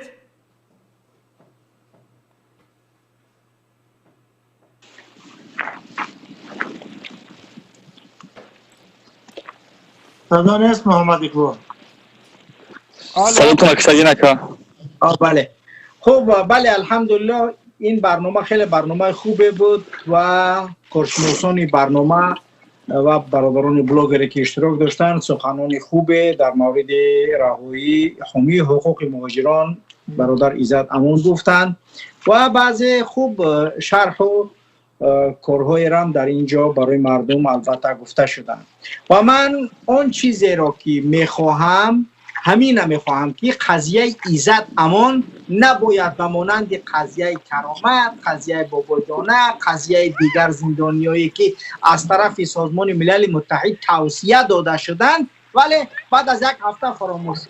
ایزات امون با زمین من و روح نباید فراموش شود. اگر خواسته باشه که ایزات امون رز کردن قضیه واروخه برای که چپنه و حیله کنن فروشن یک زمین بی آب و برای تاجیکستان بتین لیلک و باریخ آبدار را بگیرن رحمان رو گیرن فراموش کنن رحمان رو این فکر نکنن ما در فکر ایزات هم هستیم در فکر استیرداد شدگی و زندانیاش هم هستیم در فکر خاک وطن من هم هستیم این یک مسئله مثلا مردم خوب میوناتون بندیم خب برادر احمد گفت دیگه برای مردم مکلادم ولی من باشم خوب میوناتون خوب بندیم من خطیتون هستم گپ زدنتون میگیریم مسئله دیگری که باید که ما کار کنیم پیمان ملی تاجیکستان گروه های حزب‌های سیاسی و گروه ها باید فعال باشن برنامه های صحبت با مردم علالاقل هر روز برنامه داشته باشیم یعنی که اگر از صبح یک نفر بعد از ظهر داشته باشد یا شب یک نفر دیگه باید از طرف صبح صحبت با مردم علالاقل داشته باشد تا اینکه مردم درد دلهاشون بیشتر کنند نه بگذارد کارشناسان جای خودشان بگذارد مردم بیشتر صحبت چی پیمان ملی باشد چی پیام باشد چی گروه 24 باشد چی برادر احمد بتونه تشکیل کرده برادر عبدالرحمن بتونه تشکیل کرده برادر شرافدین بتونه تشکیل کرده همین در یک های آگاهی شده هم باید اینکه مردم مسئول با گفتن ها با یعنی که مردم گفتن خالی شدن ها خیلی کارها پیدا می شود چندین برادر بهتری پیشنهاد کردن اما وقتی خلاها ها جمع می شود از اونها افکار خوبه به وجود می آید انشالله امیدوارم که قضیه ایزات امان و قضیه واروخ یک هفته پس فراموش نمی شود و انشالله امیدوارم که پیمان ملی و همه برادرانی که در اینجا حضور دارد از بلاگران از برادران معروف و آنانی که ما را میشنوند با مردم بیشتر صحبت میکنن تا اینکه مردم بتونن بیشتر سخن برای گفتن و تا اینکه حکومت یک گوشه پیدا کنه بشنود که دیگه این مردم با این دامادهام و با این دزدی و غارت هم قطعی نمیشه فریب کرده و زندان کرده باید یکان تحولات دیگری با وجود بیاید سلامت باشید. الله از شما راضی باشد. خیلی برنامه خوبه بود ان شاء الله. تشکر به شما برادر عزیز. برادر عبدالرحمن آمدن، ما به شما سوال داده بودیم و شما ناپدید شدید. خواهش میکنم سوال ما این است برادر عزیز، در همین برنامه باید چی گپ‌های را گفتن میخواستید که فرصت نشد گفتن نتوانستید؟ یک، و برای فردای تاجیکستان، برای آزادی زندانیان، برای از دست ندادن یک وجب زمین کشور چی باید کرد؟ به همین دو سوال جواب میگفتید. تشکر. میتونم که شروع کنم؟ طول یک دو دقیقه. خب در اول یک برادر زنگ زد و گفت که باید مردم را شجاع کردن در کار و شما را مکه شفقت مینوت های زیاده به مردم مراجعه کردن که نباید شما از یک ظالم یا که از یک گروه آدمان بترسین، شما باید از الله بترسین. و اون برادر بهترین پیشنهاد کردن که مثلا باید مردم را شجاع کنن، یعنی داعیا و طالب علم ها اگر که داشته باشن شناسا با آنها داد و گرفت کنین تا که مثال صحابگان رسول اکرم صلی الله علیه و سلم تابعینا را و خصوصا سیره رسول اکرم صلی الله علیه و سلم با آنها بفهمونن و آنها بخیزن از دیگر مسلمان ها حمایت بکنن. و این یکی از پیشنهادهای بنیاد خوبه. و در مسئله اونه که چندین برادرها خواهد کردن که مثال مردم مهاجر یا که مردم تاجیک چی میگن تیار نیست تا که عزت امون مثال حمایت کنن. البته که امروز ده ها و صدها هزار مهاجران تاجیک و خصوصا برادران مؤمن ما تیارند تا که بخیزن دینشون و مسلمان های تاجیک دفاع کنن، حمایت کنن. اما چگونه که ما میبینیم 100,000 آدمی که در دست اونها سنگ دارن و 100,000 آدمی که در دست اونها اتومات کلاشنیکوف میباشد قوه ها برابر نیستند. مردم نمیدونن که با اونها چگونه بخیزن گپ زنن. شخص پیدا شود و اونها را راهنمایی کنه و بگه که باید ما چیکار کنیم. مردم است و تیار است. همش نه 100,000 200,000 مردم تاجیک است، اما راهنمایی کردن در کار، گفتن در کار که چیکار کردن در کار. نمیشود که ما بگیم که کی بخیزید کی با نمیخیزید. 10,000 آدم میخیزه اونها را مثال میکشن.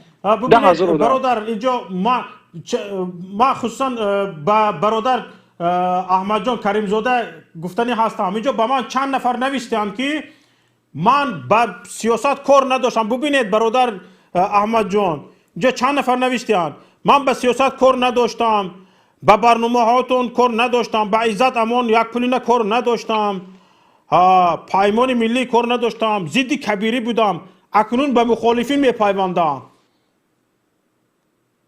با همین مضمون چند نفر نوشتند؟ اکی احمد باید که جواب گذاشته برادر احمد جان بسیار از همین حالت مخاطب بسیار ناامید بودن. ببینید مردم چقدر چی میگوید گفتی روزها زودید شده ایستاده است. نه مردم انشالله یه روز نه یه روز بیدار میشه و یک وقت نه یک وقت با پا میخیزه. لیکن تا عزت امان معلوم است که مردم میگه ما با شماییم، برادر با پیش مقتیته و میکنیم. لیکن داشتی ببینی همو برادرایی که رفتن زندانی شدن همو بسیار وقت همو دوستای پیش بودگیشون حتی دست پاشون شل همه رنگی گلگا و زدگی یا ای فیسبه میترسن یا ای تیگی همین مضمون باز یک نفر دیگر نوشته است. همین مضمون یک نفر دیگر باز نوشته است که برادران من برای پیوستن به پیمان ملی تاجیکستان به کی مراجعت کنم؟ من میتونم جواب بدم مثال در گپای گفتاریتون که شرکت بفرمایید. یکی از همون جوانان ما بودم که مثال با یگان گروه ها و با سیاستمداران و با امام علی رحمان با کبیر با یگان کس ما کاردار نبودم تا اون وقتی که در دستی در ناموسی خواهر مسلمان تاجیک ما پای نیلوفر دست دادن و این همین کار سبب شدگی بود که صدها و هزارها جوانان تاجیک هستند و در سیاست پیوست شدند و امروز ما درگیر دیدم الحمدلله صدها هزار جوانان تاجیک جمع کردگی هستم و امروز یکی از شخصانی که با نام یکی عزت امان که او از خواهران ما، از برادران ما، از دین ما، از مسجدها، از مولاهای تاجیک دفاع میکرد، از مهاجران تاجیک در دولت روسیه دفاع میکرد و امروز اون شخصانی که در سیاست کاردار نبودن، اون جوانانی که مثال کم بیش ترسو بودن و میترسیدن میگفتن که ما کاردار نمیشویم در سیاست، یقینا بدونن که اینهایی که نویسنده هستند و دیگراش با ما میشوند و برای عزت امان برای دیگر مسلمان های تاجیک کمک خواهند کرد و میخیزن عمل میکنن ان شاء الله. تشکر به شما. برادر شرافالدین بفرمایید. تشکر برادر شوقت. من روز گپ باز به همین فکر هستم که از 1 تا 5% مردم میتواند هر حکومت ظالمی که باشد شکست دهند. من فکر میکنم همین تعداد حالا جمع شده ایستاده است و باید که انا همین تعداد جسارت از خودشان نشان دهند و از خودشان صدا بلند کنند. ببینید مرگ و زندگی در دست خداوند است و تا شما در راه می روید یک ماشین میزند، شما از این دنیا میگذرید. شما از یک آشیانه میغلطید، در دوره ساختمان جان شما از دستان میرود. یعنی مرگ و زندگی در دست خداوند است، در دست رحمانوف نیست، در دست ظالمان رحمان است. خداوند انسان‌های ناترس جسور دوست می‌دارد. من از همین مردم شریف تاجیک میگم که به ننگ و ناموس خودمون حمایت کنیم، زمین خودمون همچون ملت، همچون شهروند خودمون احترام کنیم و وقتی که ما جسارت پیدا کردیم، خودمون احترام کردیم، بدونید که رحمانوف شکست خوردگی است. ما هممون انسان هستیم، میترسیم، در جای خوف داریم. مطمئن باشید که رحمانوف 1000 مراتبه از شما ترسانچک است. مطمئن باشید که آنهایی که در اطراف رحمانوف کار میکنند، زندگی میکنند، هزاران مراتبه ترسانچک هستند. آنها اینقدر پول و ثروت جمع کردگی هستند که آنها نمیخواهند که در زندان رفته خواب روند. تختای بعضی قصرهایی که در اروپا در دیگر جا ساختگی هستند، آنها هیچ وقت این ریسک نمیکنند که رفته در زندان خواب روند. آنها پیش از همه گریخته میروند به خاطر نگاه داشتن مالکیتشان، به خاطر استفاده اینقدر سالها دزدیدن از مردم، به خاطر اینها را نگاه داشتن. مطمئن باشید که شما جسورتر، 1000 مراتبه جسورتر از رحمانوف هستید. فقط جسارت خودتان را در دلتان بیدار کنید و در واقعیت اینا گپ زنید. من میدانم بسیار مهاجران را بعضی آیاتان دلتان میکفد، اما نمیتوانید گفته. منم بودم، دورانی بود که منم میخواستم بسیار چیزها را بگویم، در داخل تاجیکستان بودم، نمیتوانستم. اما این همه شکست، این همه رفت، ما از این کوچه های ترس گذاشتیم. من به خودم فهمیدم که ما بزرگتر هستیم وقتی که اگر ترسمون رو شکنیم، اگر ترسمون رو نشکنیم، ما کوچکترین هستیم، خردترین هستیم و از مرشه خردتر هستیم. وقتی که ما ترسمون رو شکستیم، به مثل فیل خودمون جسارتمون رو نشان داده میتوانیم. من از مردم تاجیکستان دعوت میکنم که ترس شکنید، به مثل فیل در مقابل این مرشه ها حرکت کنید. تشکر به شما. برادر فرهاد بفرمایید. تشکر شوکت جان. راستی من میخواستم یک نقطه دیگر را قید کنم. ما باید تحقیق گذارونیم که معین کنیم که در این جنایت هایی که صادر می شود، یعنی آدمربایی، مخصوصا در قضیه عزت، کیها دست دارند. فرض کردیم از شهروندان روسیه کیها دست دارند، اون مقامدار است و از مقامات قدرتی است، MVD و FSB، نام و شخصیتان رو معین کنیم، با سپیسک مگنیتسکی پیشنهاد کنیم و از شهروندان تاجیکستان اون نماینده MVD است یا نماینده امنیت است، از هر کسی که نیست اون رو باید معین کنیم و زیدی اونها تحریم ها پیشنهاد کنیم. این یک مسئله. و مسئله دیگری که این برادری که به شما نوشتم، من از مهاجران چی میخواهم؟ ببینید مهاجران محترم، مهاجران عزیز، شما دیده است که حکومت نفرانی که حقوق شما را دفاع از حقوق شما میکند، یعنی که دیاسپورای شما، رئیسای شما را تعقیب میکند، تحقیر میکند، زیر فشار قرار میدهد، اونها را میدزدند، میبرند به تاجیکستان زندان میکنند. شما پس باید چیکار کنید؟ بیاید شما با این گروه های مخالفین پیوستید، در صف مخالفین باشید، بی‌طرف نباشید، از خود دفاع کنید، از دیاسپورای خود دفاع کنید. بیاید با هم باشیم که این ظلم رو بشکنیم. این زنجیرهای ظلم رو بکنیم. فقط به ترس، اگر ما تا چند ترسیدیم ظلم برای ما زیاد می شود. شما هیچ وقت فکر نکنید که کسی میاد شما را از این ظلم آزاد میکنه. فقط ما فقط خودمون میتوانیم خود را از این ظلم این ظالمان آزاد کنیم. تشکر زیاد. در برابر شما میخواستم من هم چند فکری و اندیشه های خود را در آخر برنامه بگویم. من چند فکر دارم. یکی اش این که میخواستم خود پیمان ملی تاجیکستان یک ابتکار کند که یک گروه مشخص کاری به میان بیاید که تمام همین قضیه اکای عزت امان، کرامت شریپوف، مقصود ابراهیموف و کسانی که همین خیلی استرداد شدند به نزدیکی یک برادر دیگر دزدیده شده بود او و همه اینها قضیهشان باید پروندهشان باید سنجیده شود و روی دست گرفته شود. سبب های استردادشان، سبب های به تاجیکستان فرستاده شدنشان مورد بررسی قرار بگیرد و در مرحله دوم همه اینها، همه جنایت هایی که در استرداد آنها از جانب حکومت دو کشور به میان آمده ایستاده است تحلیل شود، تحقیق شود و به سازمان های بین المللی سپریده شود. این یک. دوم،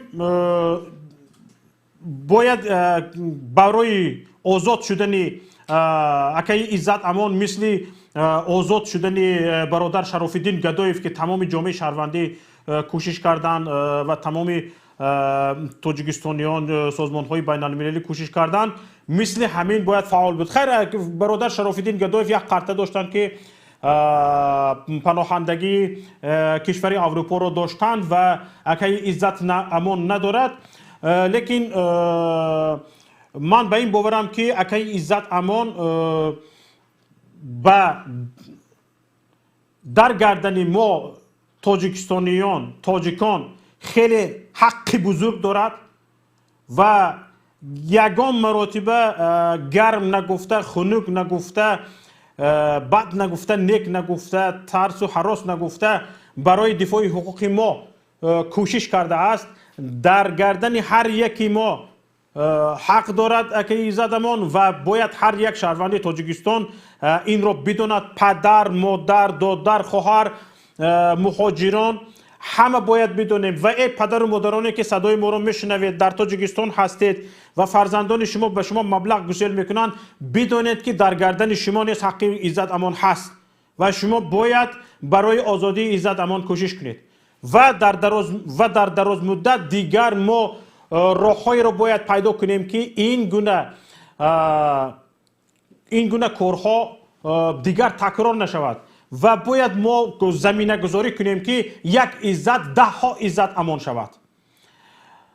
همین بود برنامه فردای تاجیکستان. برادران عزیز گرامی، برای اشتراک یکایک شما تشکر زیاد. کارشناسان عزیز، برادرانی که با ما بودید، مهمان ما بودید و برادرانی که با نظرهای خود در برنامه ما اشتراک کردید و هم ملتان عزیز، هم وطنان عزیز، مهاجران گرامی که وقت پرقیمت خود را دریغ نداشته در برنامه فردای تاجیکستان بودید، در غم فردای تاجیکستان بودید. سلامت و سربلند و پیروز باشید. با شما بودم شوکت محمد در برنامه فردای تاجیکستان. السلام علیکم و رحمت الله و برکاته.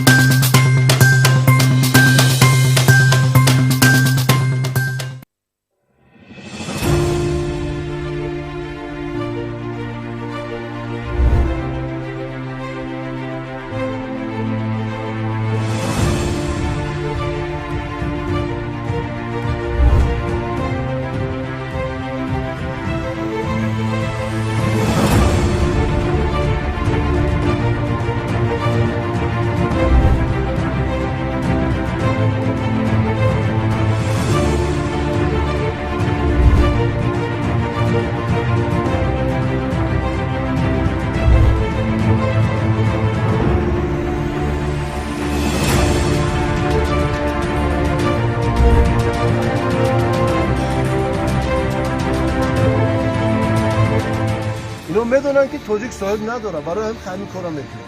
همین انشالله که شما صاحب داره، صاحبتون هست انشالله. اول خدا ما هستیم.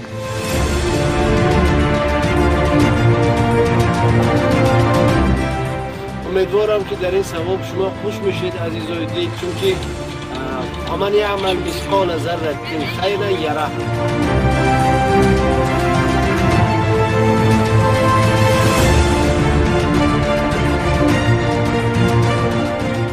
مردمایی که از دیگه منطقه آمده کرد، از مسکووسکی اوبلاست اون طرف شرایطی برگشت رفتن ندارد، گیریم خانه به خانه تقسیم کنیم.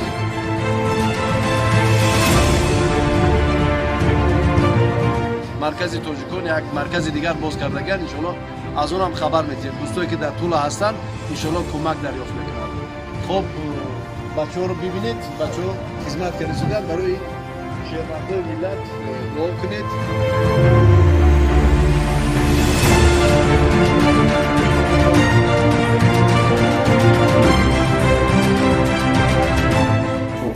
آرام شدید، آرام گرد زنید. بعد جنازه شوهرتون رو اینجا بردن. داد میزنید که مردم از شما راضی است. من این مادر چی زورش اومده در اینجا؟ بیچاره شوهرش جنازه‌ش بردن، خودش اومده بود اینجا. دستاش لرزان مجبور است که کار کنه برای یک لقمه نان. وقتی اون رسیده است که به هم آییم، وقتی اون رسیده است که دستی که همدیگر رو بگیریم، به خانه همدیگر به مهمونی بیاییم و کاری کنیم که نگذاریم این ملت در این کشور خارج زبون باشد.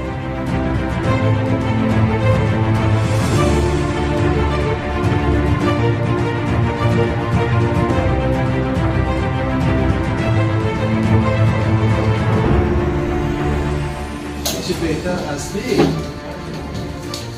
برای شما این پلات گذاشتی؟ چه؟ سر چی خیلی سر؟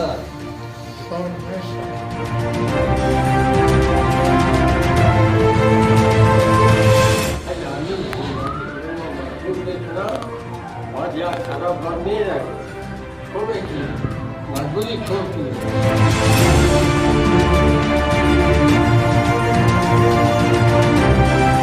مهاجری که شب در بالای بیتان و در بالای کردان خواب میرود، بچه های مسکو سیتی دردی اون مهاجر فقط مهاجر میفهمه.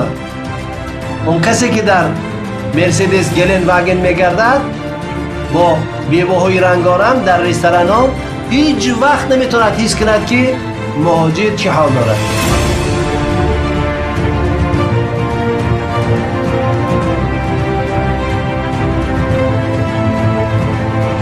وقتی مادر با دو فرزندش برای من زنگ زد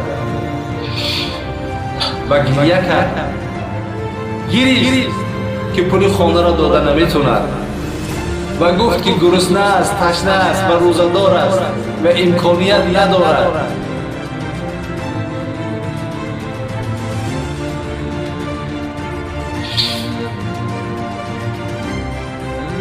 حالا در این حالت باید ما چیکار کنیم؟ کی مردم ما، ملت ما تا این حد پایین غلطیده بود، تا این حد بے کس و بے صاحب مانده بود.